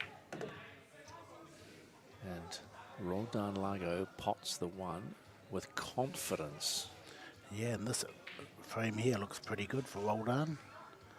Doesn't have to do much work, just let the white ball roll into position. Nice shot, perfect. Okay, draw back towards the black ball. Well, this angle will take him towards the 9 ball. A little bit too hard, why so hard? Just keen.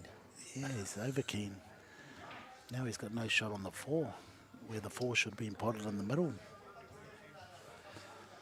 Because if he hadn't had so much weight, that orange was sitting perfectly. Yeah, well, purple to orange is quite easy. Was. Overhit it anyway. Never know what he can come up here with here. Trying to go for safety, leaving distance. It's going to go behind the 9. It is. Nice shot.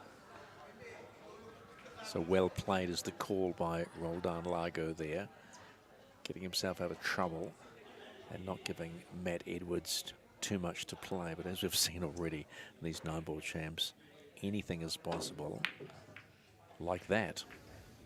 That's a good shot by Matt. Try and hide behind the orange and green ball.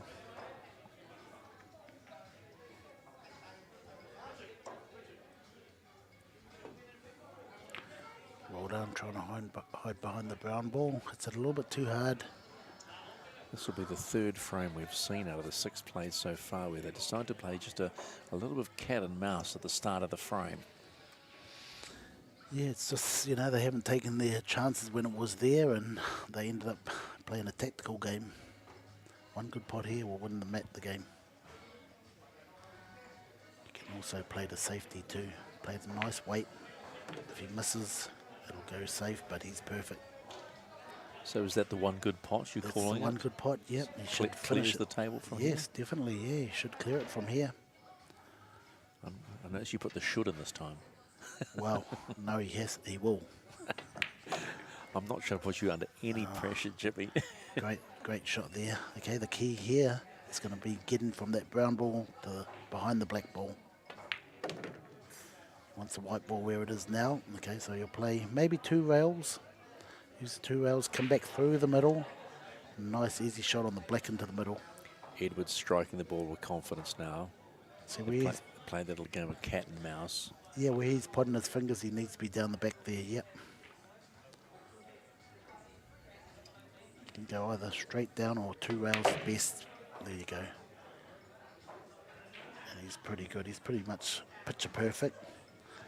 Even though it is a hard shot, this is not a give me.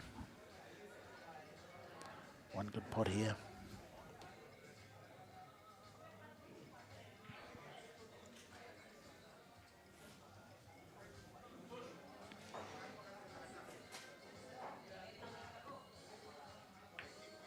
There it is. Touch. Perfectly sets him out to finish the frame off. It's frame 7, and this for a 5-2 lead.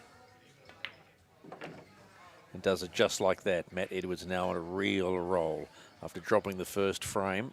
There's now 5-2 in front of Roldan Lago in the race to 7 and the race to face Toitja in the Predator New Zealand Men's 9-ball championship here at the Masse Club in Pukekohe. Okay, he's got a healthy lead. Doesn't need to chase this last frame or last 2 frames. Just let it come to him. They will come. Play the right shots, percentage shots, and he should come away with a victory. And then if it gets to that point, he'll want a sense of revenge against Toitja. Yeah, well, he'll know he's not the favourite, but he's capable easily of beating Marco. Well, that was evidenced not too long ago in the Auckland Open, which was Marco's first loss in a long, long time, as he described to us yesterday. Yes, and with the shorter race, you know, anybody can win. But he has to play his best pool. You know, this ain't his best pool at the moment, but he's winning with, you know, not his best game at the moment, so that's a plus in itself. But I wonder whether winning, I mean, getting the W is important. We understand that, but you want to be winning on your terms. And that's right, he can't afford to make any mistakes against Marco. Marco will punish you. You've got to have a strong game all around.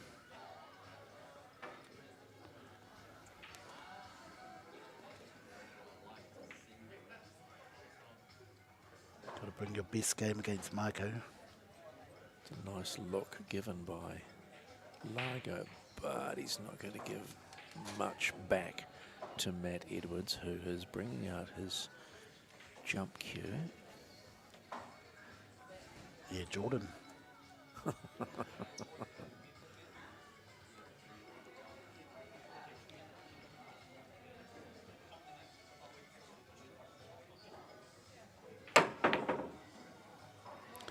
Would I be able to use the name Air Jordan? I was just about to say, maybe not. Maybe not. It might be patented, maybe. Yeah. You could get in all sorts of trouble. It's like you're not allowed to use the frame, let's get ready to rumble, Wow. anywhere by Michael Buffer, because it's his patent, and he's made hundreds of millions of dollars off that one line. So yeah, probably not. Okay. So there'll be no Air Jordan jump cues coming out, folks. I can't design. And Air Henry, I'm just not sure about the whether it's got a... No ears. No ears, Henry. I didn't say hair. So we're in the 8th frame on the race to 7. Matt Edwards appearing to be in control now, despite the scoreline. He has been playing his best pool, and he knows it. So again, like we've seen in about, this will be the 4th frame, a little bit of cat and mouse, just trying to snooker his opponent, which is Roldan Largo, the 49-year-old Twitter technician, who just loves playing. Look at that. Oh, man. Okay, he's got a chance of putting 2 balls here. He'll be going for the 1 ball, but also that 9 ball could go in. Flukes are allowed, remember, too.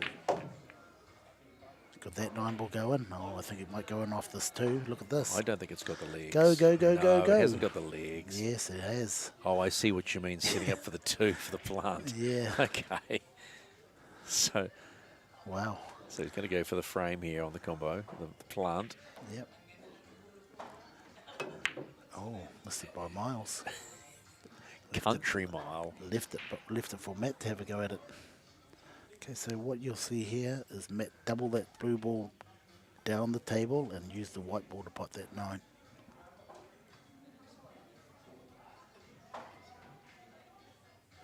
They call this a carom shot in billiards. Is he willing to do it? Yeah, well, it's a it's a chance here to just play safe and pot the 9 at the same time. He's having a look at it now. Degree of difficulty? Well, it's a good chance he'll make this. How difficult, though, is this shot? Well, Come on, Jimmy. How difficult? Quickly. 40-60 that he won't make it. 40% he will make it. No, he's a percentage player, trying to hide him behind the 9 ball, but he's left himself. He's left Roldan with a shot at the 2. Come on, Jimmy. I've put you under pressure a couple of times today and you haven't delivered. What's going on? Yeah, I'm calling, I won't be buying any lotto tickets anyway. Oh, look at that.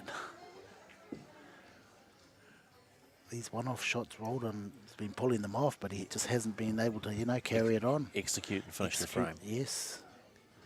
The exact word. Can't execute finishing the frame. Oh, look at Potential that. plant Hey, how's does that? the job from distance and executes beautifully. And Roldan Largo wins frame number 8. Is still chasing his tail somewhat. He trails by 2 frames. Edwards still leads 5 frames to 3. The winner of this, watch this again. Yeah, wow. This is pretty. at distance, Kaboom. plants it, bang. 9-ball into the pocket, and that's the frame over. So it's 5 frames to 3 in favour of Matt Edwards. This is the second semi-final of the Predator New Zealand Men's 9-ball championship from the Masse Club in Pukekohe. The win will go on to face the current national champion in 10-ball, which he won on Friday, which is Marco Toicha. That was showtime. That was the TV shot that we didn't see. I'll just call that a hidden hope. Just kaboom, all over. You can't call that hit and hope, can you? Well, it was a low percentage shot, you know. He saw the physics of it. If you put that another 10 times, you'll be lucky to get it once. You're a hard marker. Okay, frame number 9. Edwards to break. Okay, his break has been all control, where I think if you watch Marco, his break will be all force. Another control break, another good, nice 1-ball off the break, and he has got a shot at the 2. And in these situations, this is where Matt needs to finish. They're all there, but he's going to start to need to get some momentum going here for that final. Are you always such a hard taskmaster? Well, the expectations of these guys, you know, they should be able to. He's just looking at the in-off, so it could be a safety here. These guys, I expect to finish frames like this, because I know Marco will.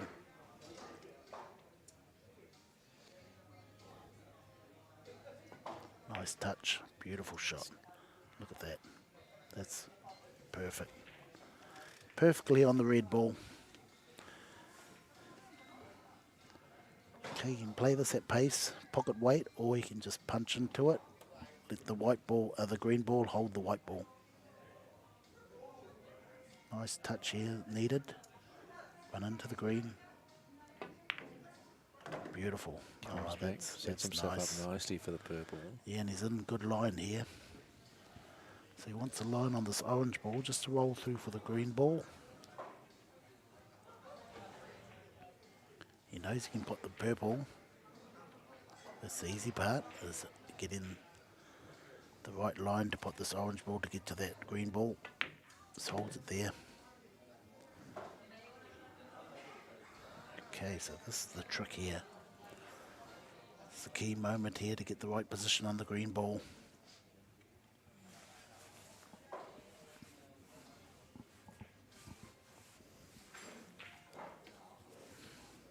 Run through off the rail. You could run 2 rails up the top and then back out. But if he just plays that nice weight like that, he's perfect. Has he come back far enough to set himself up for the 7? Yeah, that's a perfect line there to run through and then come out into the middle for the 7 ball. With the black ball in the same pocket, and maybe I'm going to pick him to put 3 balls in that one end pocket. That's how a good player would finish it. Okay, these 3 balls in the same pocket. Perfect line. If he can get the white ball back to where it is now, it's 3 balls in the same pocket.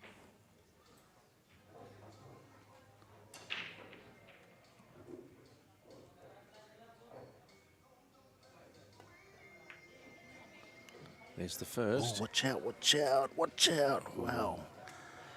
Okay, he hasn't got that line. So he'll have to just pot it, stop the white ball there. He's got the bad angle. 2 frames away from taking a 6. Sorry, should I say 2 balls away from taking a 6-3 lead in the second semi-final. He can draw back also if he wants to. Oh, he's out of position. He's out of position. Potable. Bankable. Just straight in the middle pocket. Find the line to go to the middle pocket. But he's out of position here, folks. Just made it a tougher 9. Here we go. And with a subtle touch, he does just what the doctor ordered. And Matt Edwards wins frame number 9 and takes a 6-3 lead. Needs 1 more frame to make the final of the Predator Men's New Zealand 9-ball championship. And if he does get that last frame, what a match we've got coming up. 2 of the best players in New Zealand. And 2 of the best players that represent their countries. at war once again. Largo's got that what might have been. Yes, yes, of course, And yeah. you could go back to, gosh, we've had 9 frames. You could say even 4 frames where he had the opportunity to finish it. Well, to be honest, you know, he's had chances in all of those 6 frames that Matt has won. He's had chances, but he just hasn't capitalised on it. The good ones finish it off. Definitely. Here we go. Frame number 10. And against Marco, you will never get those extra chances.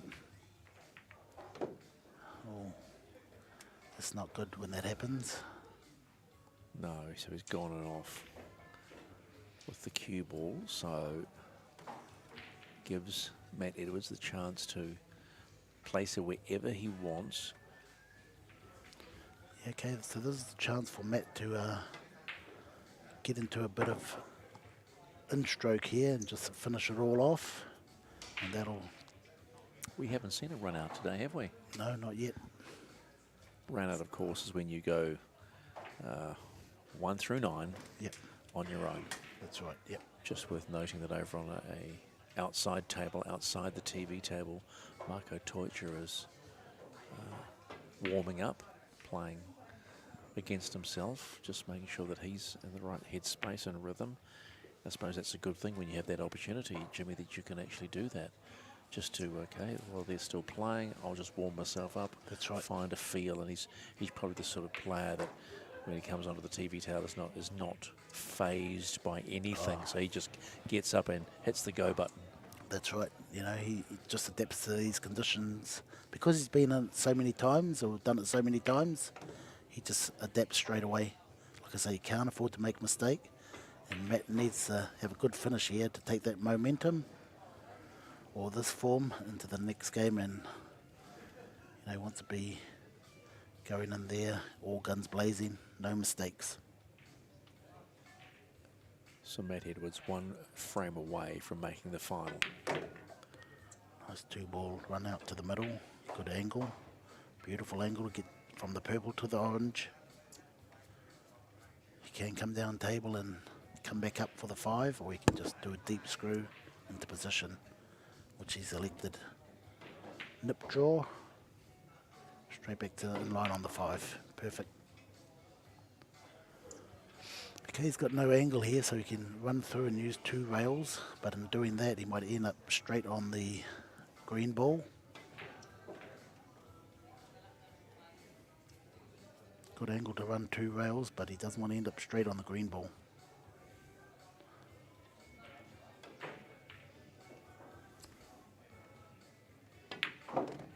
There you go, 2 rails in behind, but he don't want to end up straight. And he is a little bit straight. No, he's got good angle here.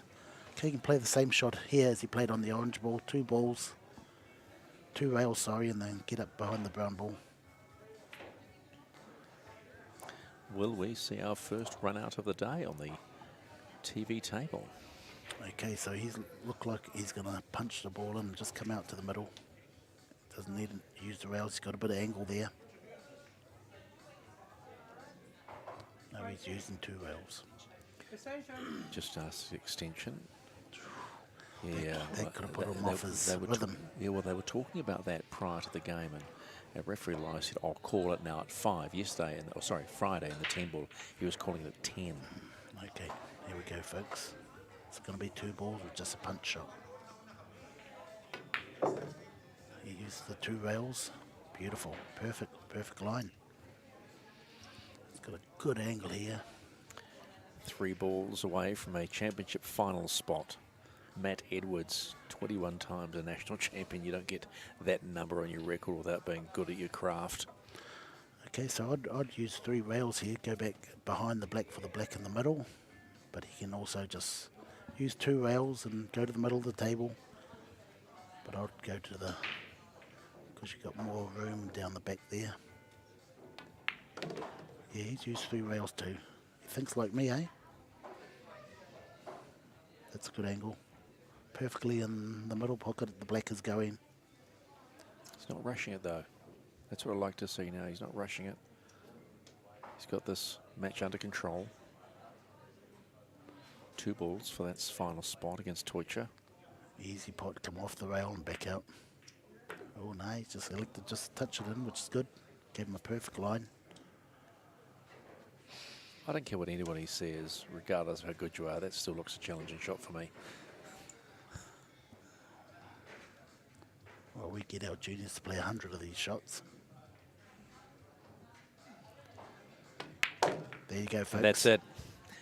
Just like that, you have your second finalist for the Predator New Zealand 9-ball championship, and that will be Matt Edwards, a 7-3 victory in the second semi-final over Roldan Largo. Took a while to find his feet and get going, but that's the way she rolls, so we won't be too far away from the final of the Predator New Zealand men's 9-ball championship on the back of that potting of the 9 by Matt Edwards. Stay with us here at Masse.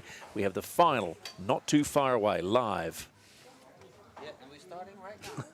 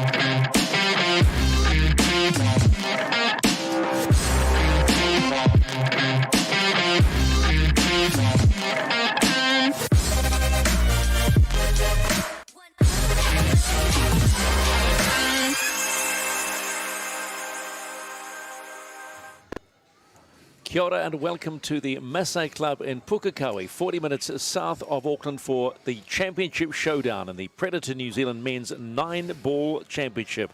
And it will be fought out between Masse Toicha, who is the current national 10-ball champion, won that title on Friday, against Matt Edwards, who he beat in the semi-finals of the 10-ball, 6-3. So we start each match with the lag. Who can get their ball closest to the bottom rail will break in the opening frame. And that will be Masse Toicha. Thanks for joining us here in the Masse Club. Stephen Mackay with the Professor, Jimmy Henry in the house to complete what has been a stunning weekend of both 10-ball and 9-ball. We've started with a field of 70 in the 9-ball. We're now down to the final two, and you couldn't ask for a better final. We said about this in the semi-final. What is worthy of a final in the 10-ball? Will we get it in the 9-ball, Jimmy? Yeah, definitely two of the best players, two of the best players in New Zealand at this form of sport, which is the 9-ball tables and different to the 7-foot tables we play on. But yeah, both got the experience to win. Both have been multiple winners of these tournaments and two of the hardest players to beat. Your referee is Stephen Lai, who's just removing the magic rack, as they call it. Love that idea. It's a magic rack. Well, not powers it holds. But it's Teutsch, who was keen to get on to this final. We know he's got to hop on a plane at an 8 o'clock flight, take the New Zealand junior team, along with Bernie Andreas to Sioux City. Yes, they'll be looking forward to that as well. Good sleep on the plane, 13-hour trip. It would be sweeter with a championship under your belt, wouldn't it? Oh, definitely.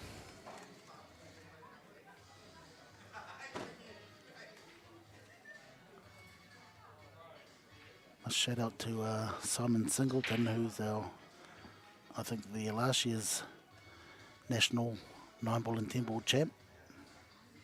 It's a shame he couldn't be here because he can match it with these guys as well. But he's got other things on his plate. He's actually over in Australia at the moment. Well, maybe he's just hooked into the Masse New Zealand YouTube stream and watching it quietly while doing other things. You can do it on your phone, do it on your tablet, do it anywhere nowadays. Teutsch just taking his time. Looking at that 3-ball. 2 rails to the middle. Ask for his extension early in the piece. Okay. Doesn't look happy, does he? No, only because he called it at a time when he was actually going to shoot the ball. Now he's got to refocus and realign and. Righty-ho.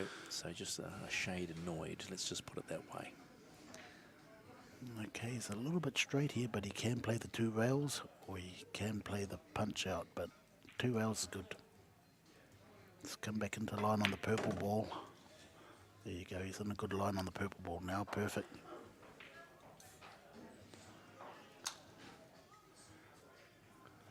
Okay, I don't want to jinx him, but he plays these shots hundreds and hundreds and hundreds of times during his hours of practice.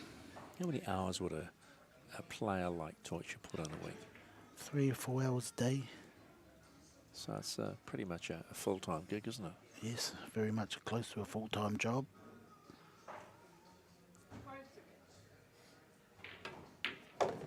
Wow, what a nice shot. Oh, yes, he questioned the 5-second call. Now, that's something that he wasn't part of a discussion what Matt Edwards had with referee Stephen Lai before his semi-final with Royal Largo. Yeah. They talked about what are you going to call now. Yeah, they What is changed to confusing 5. what is confusing is on Friday in the 10-ball, it was a 10-second call. Okay, bring the white ball back to his hand. Put the 6 ball in the same pocket. Nice line, nice angle, perfect. You know, this guy doesn't get out of position much. Okay, now you're going to see him draw back off this long rail and back out to the middle.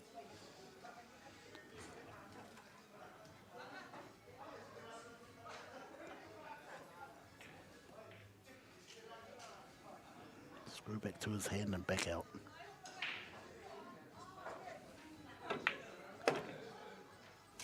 You don't know much about Marco Teutsch. You don't understand one thing. He's won the US 10-ball. Now that's a big deal. Oh yeah, I was actually there when he actually won it. And I that's was out of in a Vegas. field of how many? There would have been like about 48 players, the best players in the world.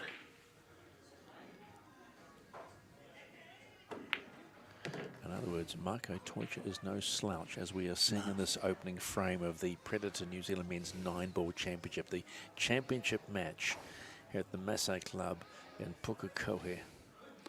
Okay, so with the learners playing this next shot, a lot of them would go in off in the middle.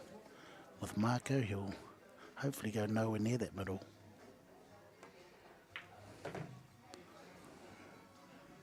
Yeah, a lot of learners would have went in off in that middle. Okay, he's perfect on the 9-ball. Great start, and that's what you need. And that's the quality of player you're up against. Teutsch runs out the frame, doesn't give Matt Edwards a look at the table in the opening frame of the championship match. And he takes a 1-0 lead in this Championship final. Nicely executed frame. Well, guess what? You know, I've seen this guy run at least 7 of these without missing. 7 frames straight. Easily, yeah. He's done 7 frames here. One day. One tournament he was in against Sullivan Clark, I think it was. Now, what's Sullivan Clark doing at the moment? I hear really good things about him. Yeah, he'll be back soon. He's in England at the moment. He's still learning the trade over there, and, you know, he's gone from, you know, short leaps and bounds of, well, the way he plays, you know, he's right up there now with the best in the world. So heading towards, or is world class? Is or heading toward world class? No, he's world class at the moment, yeah. Been a lot of top players, a lot of big names. So frame 2, Edwards to break. Gets a look at the table finally. Last look he got was at the lag in frame 1. Yeah, but the last frame he did play, he run out there, so hopefully he's in good form now. That's the thing with Matt, he can change his game to where he doesn't make a mistake. He knows he's got chances against Roldan. Look at this. Wow, that was nearly a golden break. 9 nearly went in the middle pocket there. He's got a shot at the 2, I think. Yes, he has. Okay, this is a big shot here. This is a big shot coming up. This could win, losing the frame. How close Look that at 9 ball was. yeah. Oh, wow, how close was that to a golden break? You would love that. Yeah. No need for the pressures of running this rack. One good pot here from Matt will sew this frame up. Oh no, see that ref, just at the wrong time he calls again. So I don't understand this, the change in the Time, the call, timing. the time call. I think the players asked for it. Instead of 10, give him 5 seconds warning. Okay, now he has to go down and refocus. I think it was good last time. This time, is he going to be good? Yes, he is. Wow, what a great start for Matt too. Considering you got the referee in as he calling the 5 seconds, had to call the extension just to reset. That's class.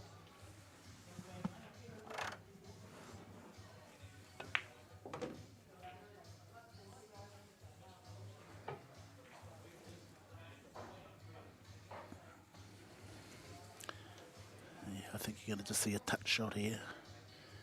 He doesn't want to go up and down the table, does he? Looks like he might have to. And he plays it with confidence. Don't kiss that. Oh, that was a good kiss. Acknowledges his lucky fortune there to Marco. It's an interesting call, that, to acknowledge you get just the lucky kiss. Yeah, a little bit of luck. All the top players do it now. Okay, he wants to come down where his hand is now. That's pretty good. That's pretty good. A little bit straight, but he's got a little bit of angle to work with. Punch it off the side rail and back out to the middle. Or he could draw it back, get closer to his work. Use a lot of draw here. No, he just punches it. See how he just makes that white ball move a little bit off the rail. He's got Edwards 2 balls away from levelling the championship final up. So he's got the right angle here to just come straight up the table, straight in front of that 9 ball.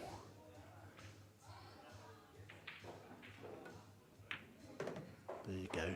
So on the verge of run out, run out. Yeah. Who's going to break first?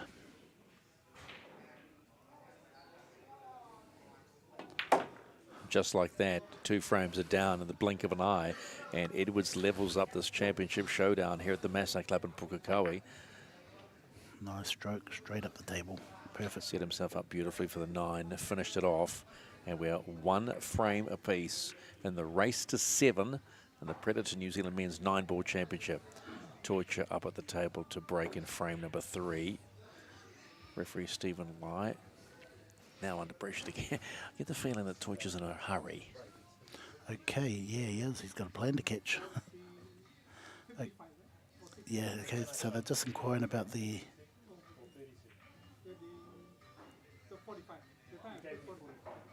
just seemed quick. 60 seconds. It just felt like it was really not really short. So it says to me that they want to have that call at now 10 seconds. Because I just walked there and I got down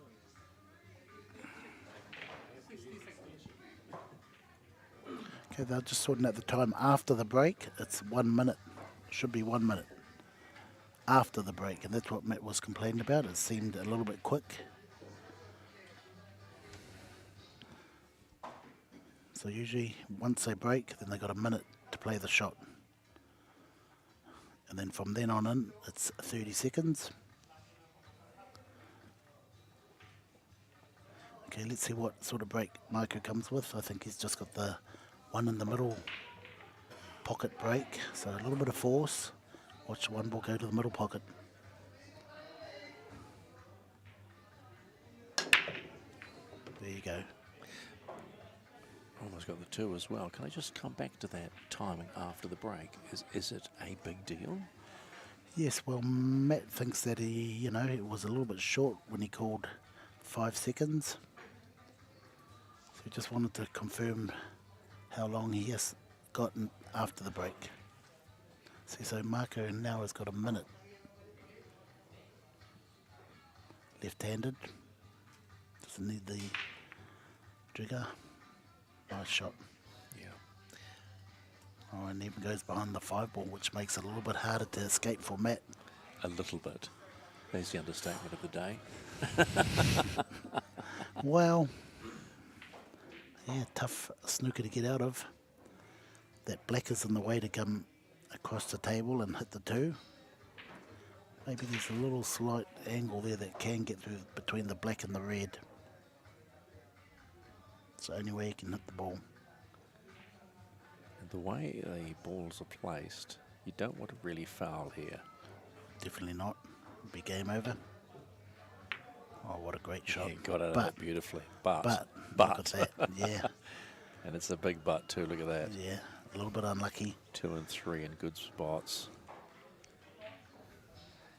So it's all over here, folks. I can guarantee you that. Might have to eat my words, but Jimmy, I have to say you can't guarantee it, then put a proviso on it. You either hold firm or you say nothing. I'll go all in. Okay, you go all in. Yeah, nice stop shot here.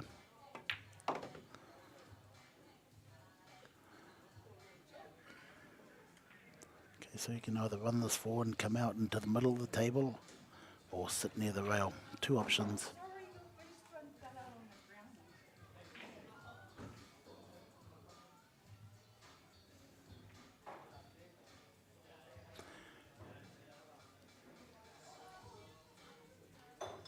Okay, should come out to the middle of the table. Beautiful. With some English too to get closer to his work.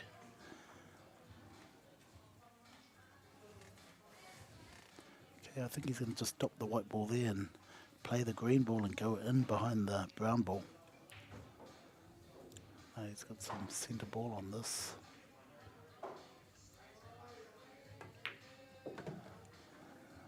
Oh, that's a great angle. Look at that, that's just naturally running himself in behind the brown ball. So Torture doing it by the numbers, you might Yes, say. and where he doesn't, there's no room for error this way.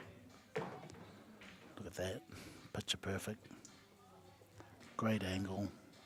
Key now is to make sure you pot that brown but get that cue ball up face for the 8. Yeah, so he's just gonna, so he hits this white ball around about 5 on the clock and go up towards where his cue is. Beautiful line. Now he might play 2 rails or just run down the table. So now is this particular shot here all about weight? Yes, This, about weight. this specific shot. But he will have a little bit of spin on this shot. Yes, all about weight with a little bit of spin to go towards the 9 ball and behind it. See that little bit of spin? Watch what the white ball does. Watch how it spins that way. And he's perfect. Pretty good. Look at that. They're not mucking around here, these two players. In this third frame, look at that, that's what you were calling about. Just bring it back in line for the 9 to finish the frame off and take a 2-1 lead.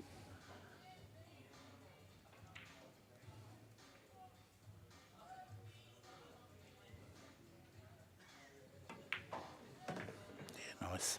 Does it in a song, Marco Teutsch, and that is frame number 3, and he takes a 2-1 lead in this race to 7 championship final of the Predator New Zealand Men's 9-Ball Championship. Both players have hit the table, you might say, and they are sizzling. Yes, hit the table running. That's why neither can make a mistake. Matt was a little bit unlucky there. He got out of the snooker, just left that 2-ball on for Marco. And with the open table, like I said, he ain't gonna miss. Well, you just got to guarantee it, Jimmy. Okay, All just in, remember yep. the next time you guarantee something, you go all in. All right, I'm holding you to the. Didn't you just say all in? Yeah, I said all in. And when you got here today, who did I predict will be in the final? Now you're just trying to back yourself out of a hole that you got into. But I can confirm that when I bumped into Jimmy this morning, I think it was around 10 o'clock this morning here, that he did say it'll be an Edwards-Teutsch final, and he's got his wish, because there were some good matches today. Yeah, I don't think, nobody took Matt to the limit, whereas people were just sort of nearly on the verge of beating Marco, but again, Marco's too strong. Edwards 6-0 in this quarter-final against Largo in his semi-final, 7-3 against, Hassan Abdallah. It was 6-0 in the quarter-final, 7-3 against Largo in the semi-final, whereas it was a quarter-final 6-2 win against young Henry Nguyen for Teutsch, and 7-2 against Marvin Pedrego, excuse me. Okay, so Matt's in good position here.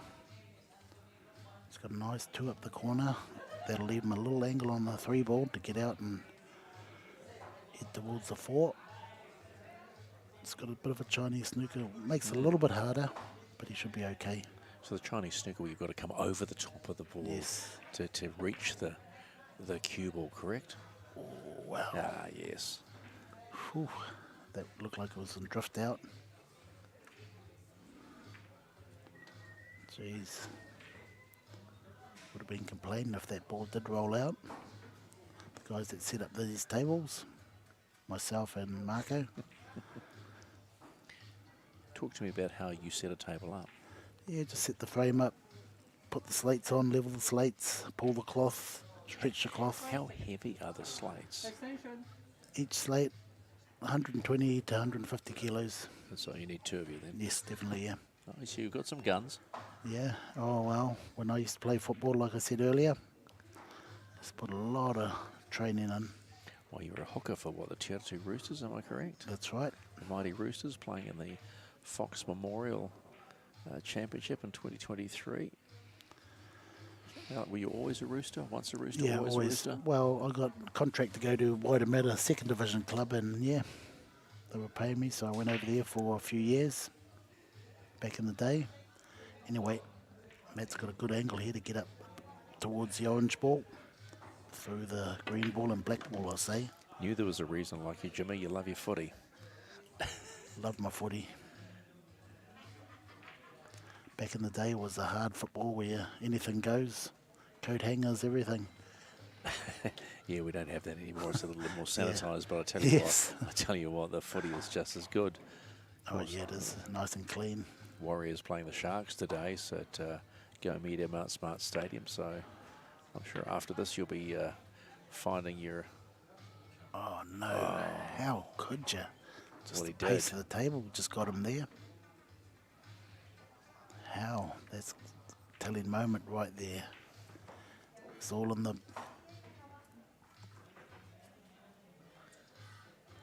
It was all in the bag. Did you kick it off the rail? Yeah, if he leaves Marco on, it's danger time. Well, I think he might be able to pot it in the corner here. Look at this corner. No. Does he get away with it? Or maybe.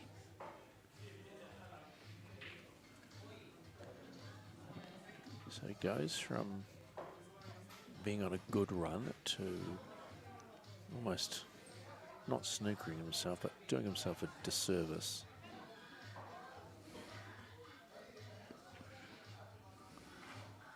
Okay, Marco's got two options here. He can play off two rails. The top two rails, as we look at the table, you can play off those two rails, come in behind the brown ball, or Takes an extension. Sorry, Jimmy. Takes an extension.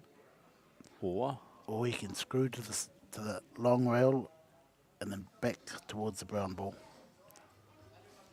And I think the second shot is the better one. Screw into this long rail and come in behind the brown ball. Yes. Oh no, he's going two rails.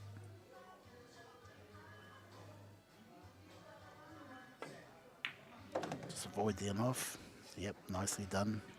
And back behind the brown, he's perfect. Look at that. Does Wow, he have enough? Does he what? that was shot. Beautiful angle to get to the brown, to the strike ball, winning ball.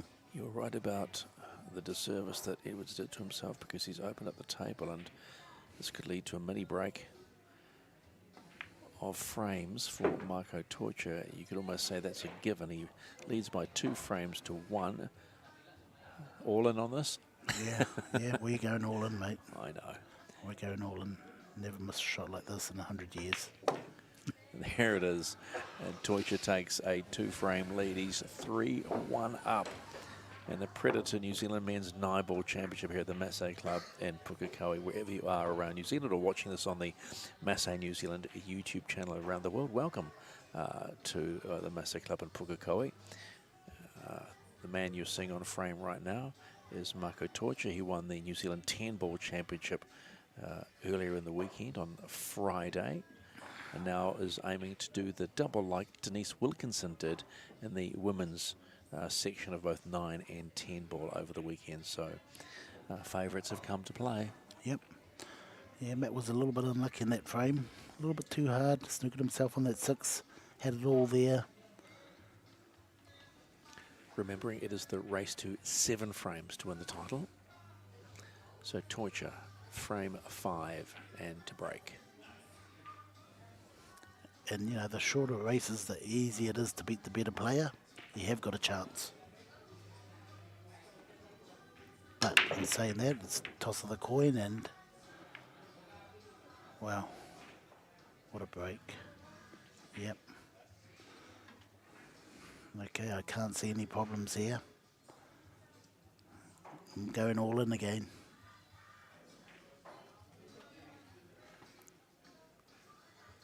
Just know the caliber of Torture.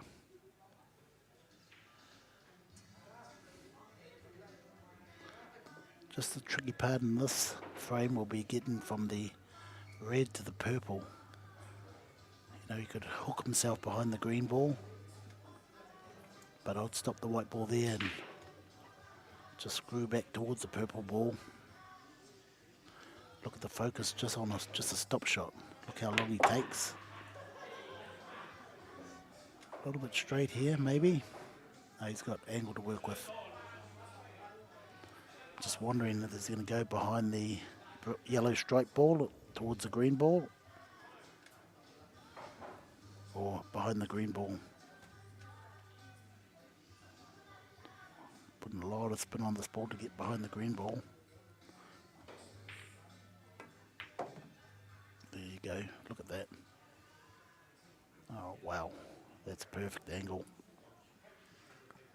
Sets himself up well for the purple. Orange will be next, and the green, and they're all on the right side. Yeah, easy finish too. Black, the 8 and the 9 are very easy. I was watching Marco the other day playing 10 ball and never looked like missing. Is it just a body language thing when you know that a player of his caliber is, you know, in the zone? He's in the zone, yeah. And you can see the ball hitting the middle of the pocket all the time, you know. And also knowing that he's been putting in the time It's a big factor. Just like Denise, they're playing pretty good.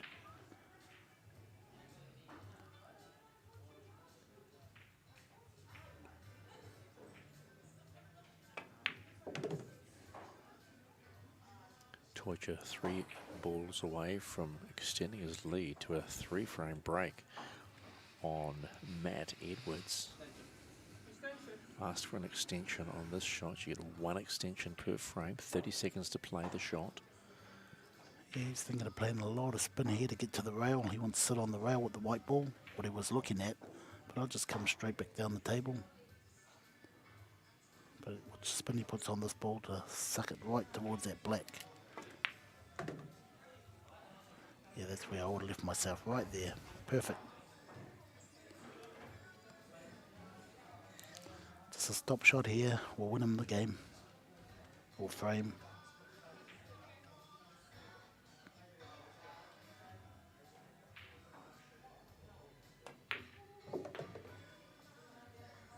Pukekohe Torture putting on a class in frame 5.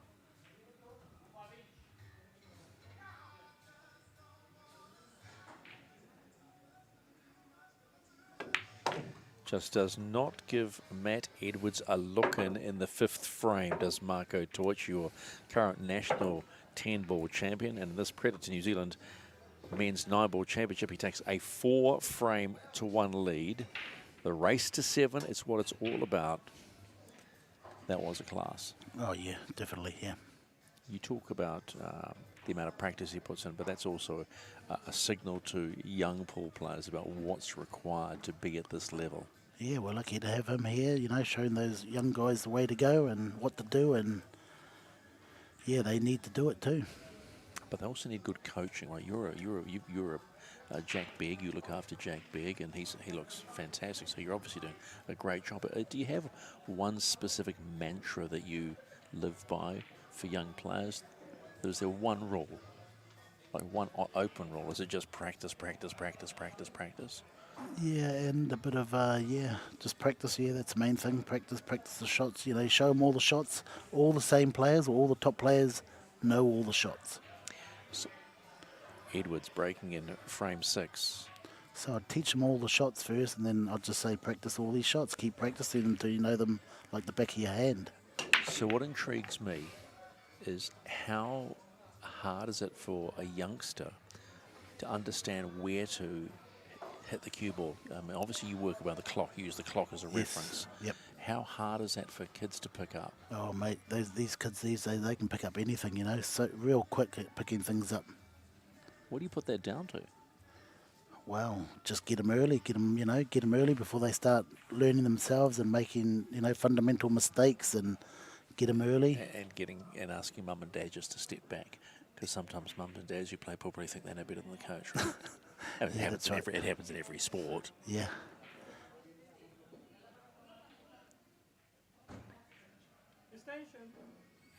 Edwards asking for extension early in this frame. He's looking for a setup to get to the red. Yes.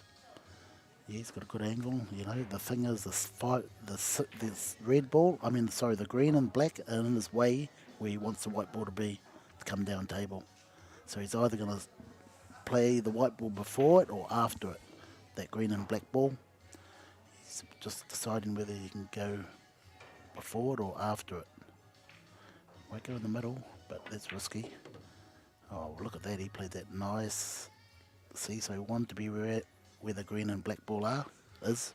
So made it a little more difficult for himself. Yeah, he's a little bit short on this next ball he wants to pot. Harder cut, hitting it thin.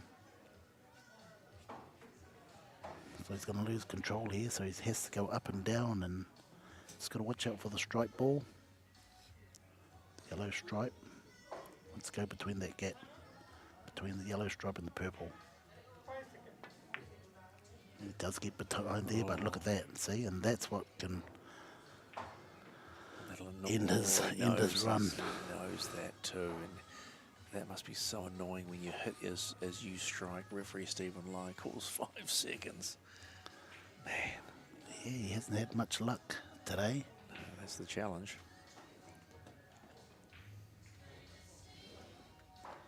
Okay, he's just going to hit this thin and sitting behind the green and the black ball. Safety shot, always going the other way. Hide behind the orange ball. 2 shots in a row, he gets the referee's call as he makes his shot.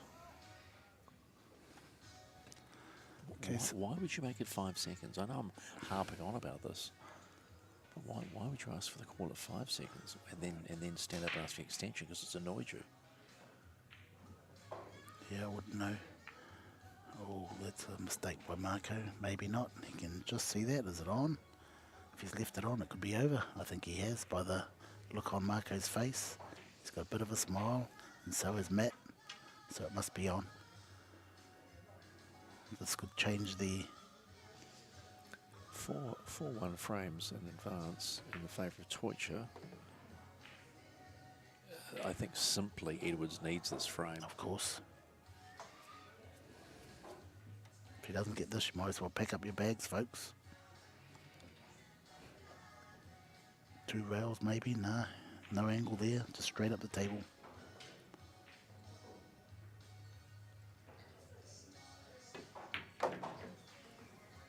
Nice shot. Hang on, is that black in the road? No, he's okay.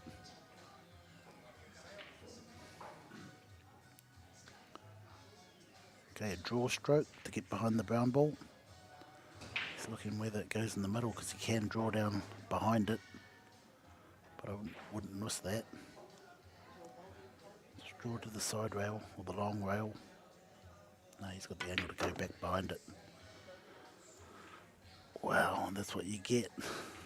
More unlucky positions here. Yep.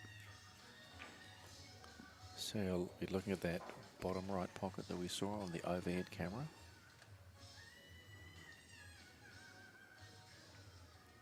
Pop the white ball out to the middle of the table. Oh, see, that's...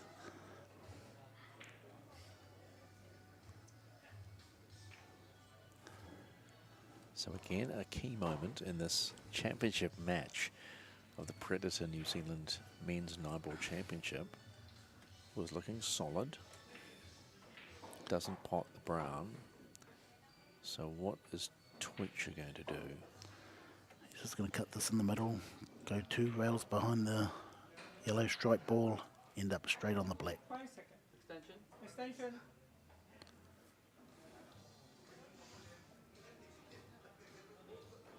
So I'm going to predict the white ball is going to end up right in the middle of the table. You'll have to get a ruler out to measure it.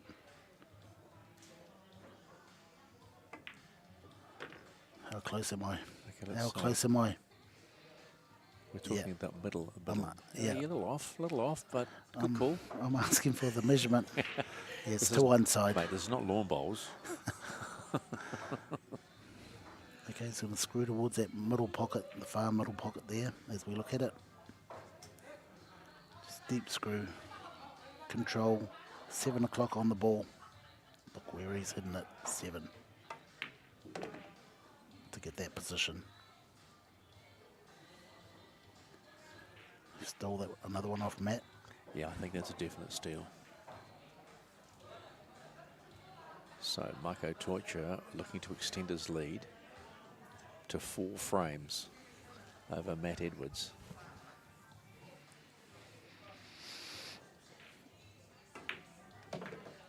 And does just that and inches that much closer to a double championship weekend here at the Masse Club. It's 5 frames to 1 in favour of this man, Marco Toitcher, and the Predator New Zealand Men's 9-Ball Championship.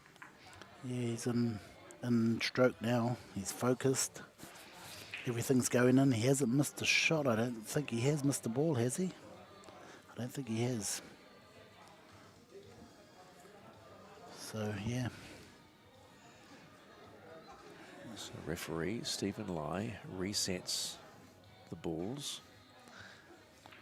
And this has been quite a quick game by our standards today. The semi-final that Matt had against Pukekohe was a bit different. They sort of, even though it was a 7-2 win in the excuse me, a 7-3 win in the end, there are a number of frames where they played a lot of cat and mouse. Yep. And then it opened up. So Deutscher is back at the table to break in frame 7. Only needs 7 to win. He's only 2 away. Okay, one in the middle, folks. He's got the right amount of weight to make that one ball go in the middle. When he strikes that one ball, there it goes. Oh, that was close. First dry break. It's normally a thing you see in 10 ball, as we saw this weekend. Okay, Matt needs to just hang in there. Hopefully something will change, because he's had no luck at all.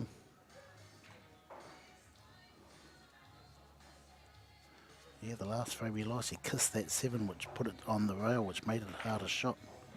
The other 2 before that, he just snookered himself. So he hasn't had much luck at all. Okay, where's this white ball going? Down towards the 2, hide behind the orange ball.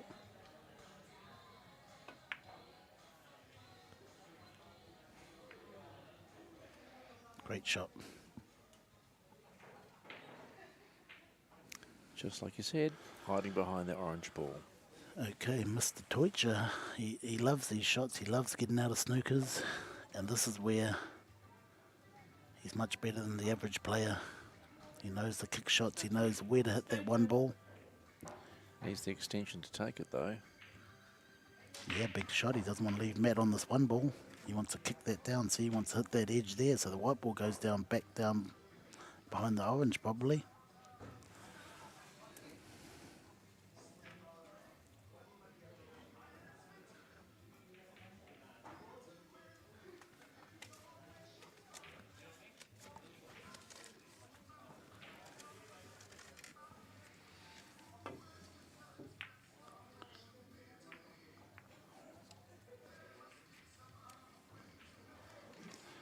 Okay, I think he's left the edge of the one ball. It is potable.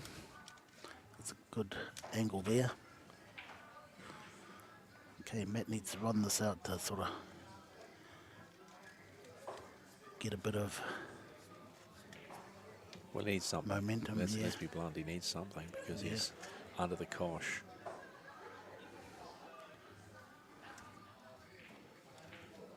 Anything can happen in 9 ball, folks. One good shot could change his whole. Oh, he's not happy with that. He hates that 5-second call just as he's about to take the shot. It's happened on numerous occasions in this match already. Well, Stephen Ly's keeping them on their game.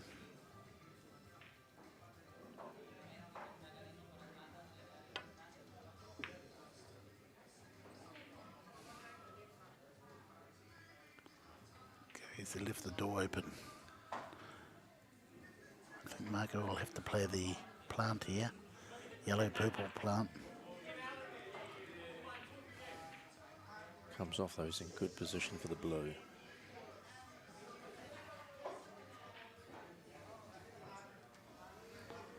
I have to play this at a nice weight so the yellow just sits there. Yes, it does. Great shot. Great start shot.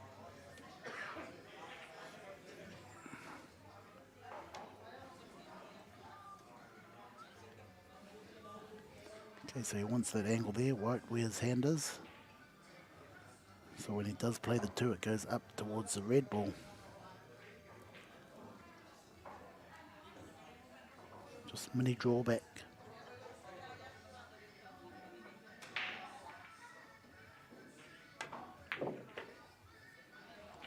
Didn't come back far enough, but that's okay. So watch the white ball here. It'll just miss that yellow stripe ball. Or it might run into it. Hit the ball at the 5 on the clock. Soft touch. Just got to watch out for the in-off if it goes past the strike ball.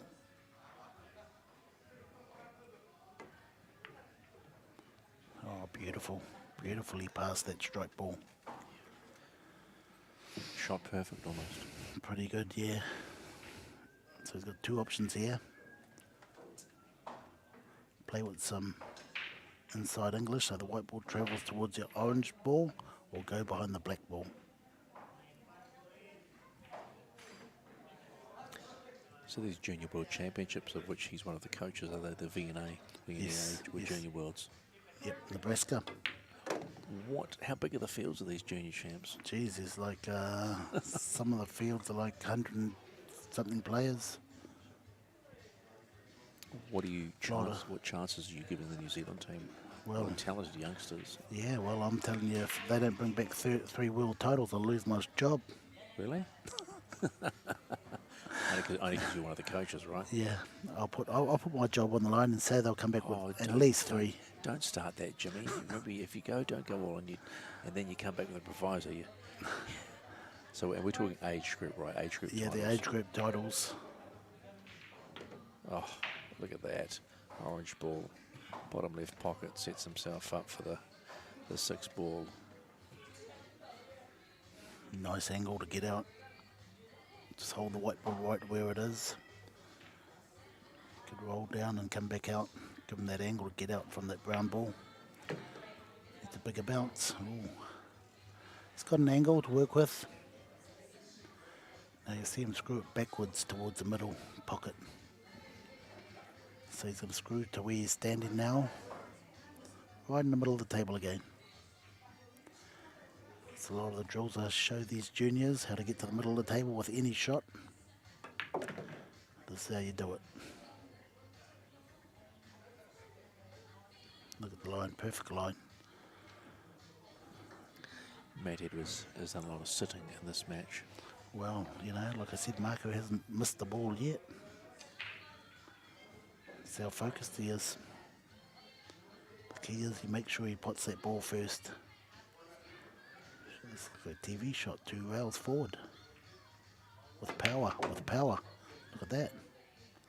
Whew. Hey, how's that? How's that? Yes, you can take that cricket reference. We'll take that one. And a 1 ball to pot to take a 6 frames to 1 lead in this Predator New Zealand Men's 9-ball championship. Marco Torture putting on somewhat of a clinic.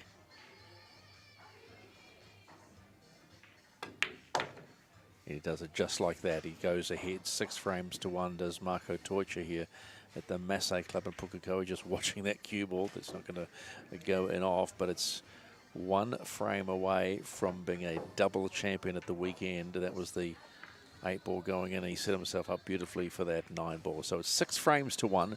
Torture leads Matt Edwards, potentially just a single frame left, but Matt Edwards is no slouch. He's going to make a match of this against Marco Torture. Both came in unbeaten into the playoff stage. Marco Torture 8-0, Matt Edwards 7-0. I think the one thing that sort of stood out for me was coming into the,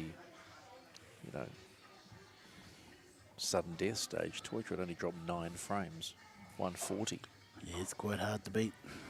Quite hard to take the frame off him.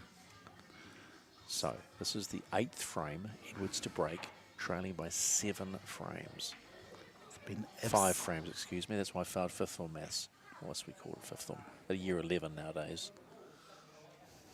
Absolute perfection by Marco at this stage.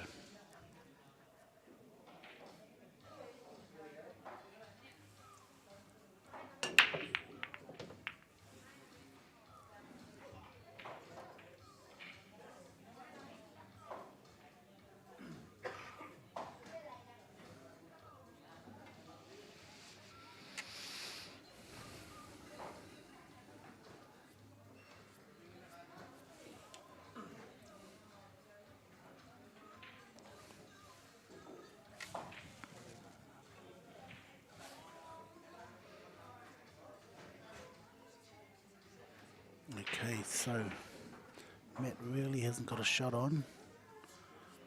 I find it hard for him to find a safety shot as well. He might be looking at the plant, or it might just go past that orange ball. A little bit risky when you try and pot a ball past the ball. Oh, he looks like he's going for the plant. So 2 to the 5, potential plant by Matt Edwards. Okay, he should take the extension because this is a frame-winning shot.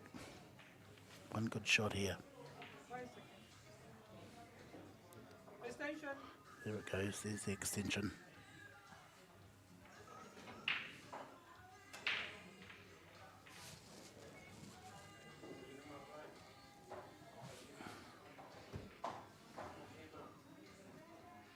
Oh, he's looking for the safety. Touch and sitting behind the 9 strike ball, maybe the 8. A little bit too hard.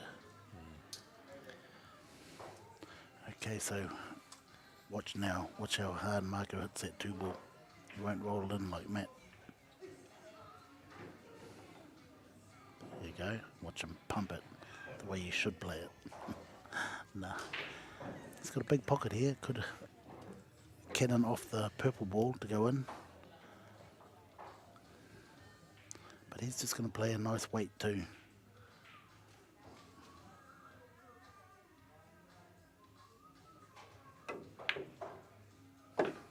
Straight in the middle. What happened to pumping it? But, you know, I said he might play a nice weight too. Good angle. Okay, he's going to run 2 rails. With this next purple ball, like it's going to go red-purple, he wants to nudge that 6 away from that cushion because that 6 is in a tough position there for anybody to pot or even get position on. Oh, he hasn't got the angle to nudge the 6. Okay, now he has to play perfect position from orange to green.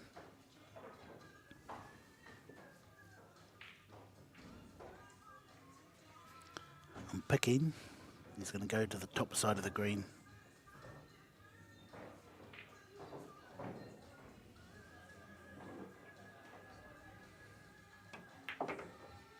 Okay, he's going to come, well, he's got the shot to go straight across the table and play the green in the corner pocket. Yep, that corner pocket there. Let's see, bottom left pocket. He's looking for to get that cue ball back into position after the orange. Maybe play 2 rails. No, he's just coming straight back past the strike ball into position. Still yet to miss a shot. No, look at that. They just sneak past the strike ball. Good angle, good angle. He might have to use a bit of force here forward. Or just take his medicine and leave the white ball right there. Yeah, he's got an angle to pop off the rail here.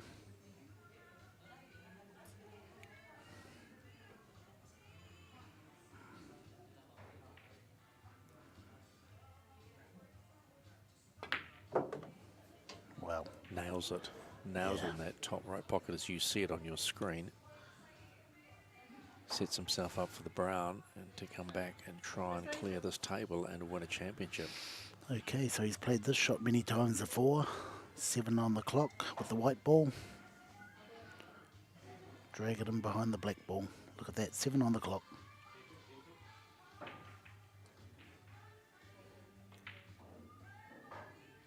It's going to be perfectly in line here. How's that? I don't think he's missed a shot today. I'll have to go back and have a look at the replay.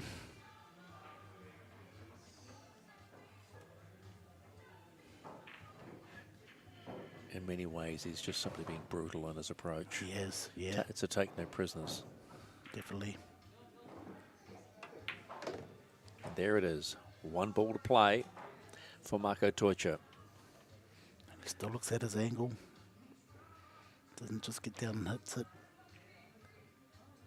Gets down and puts it away.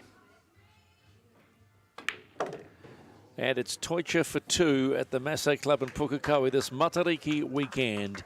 And he wins not just the 10 ball, but right there and then he wins the Predator New Zealand Men's 9 ball championship with a 7-1 win over Matt Edwards. He did it in style. And when you look back over the weekend, what are your initial thoughts, Jimmy? Oh, great weekend of pool. You know, there was a lot of good games out there. Marco, too good on the day. Absolute perfection. And add Denise Wilkinson into that as a double champion. But there you have it. Denise Wilkinson is your women's champion in both 10 and 9 ball. Yeah, I think Denise has probably, got a good chance of beating Marco if she played in the Open. Yes, I'm sure you really want to walk up to Marco and say there's the championship trophy is sitting on the table, and Marco Teucher looking like he's in a hurry to get to the airport to take the junior New Zealand team to the VNEA Junior Worlds in Nebraska, in Sioux City, Nebraska. But there you have it. Marco Teucher is your national 10-ball and 9-ball champion, and does it in style. On behalf of Jimmy Henry, I'm Stephen McIver. Thanks for having us here at the Masse Club. Until next time, take it easy. Thank you.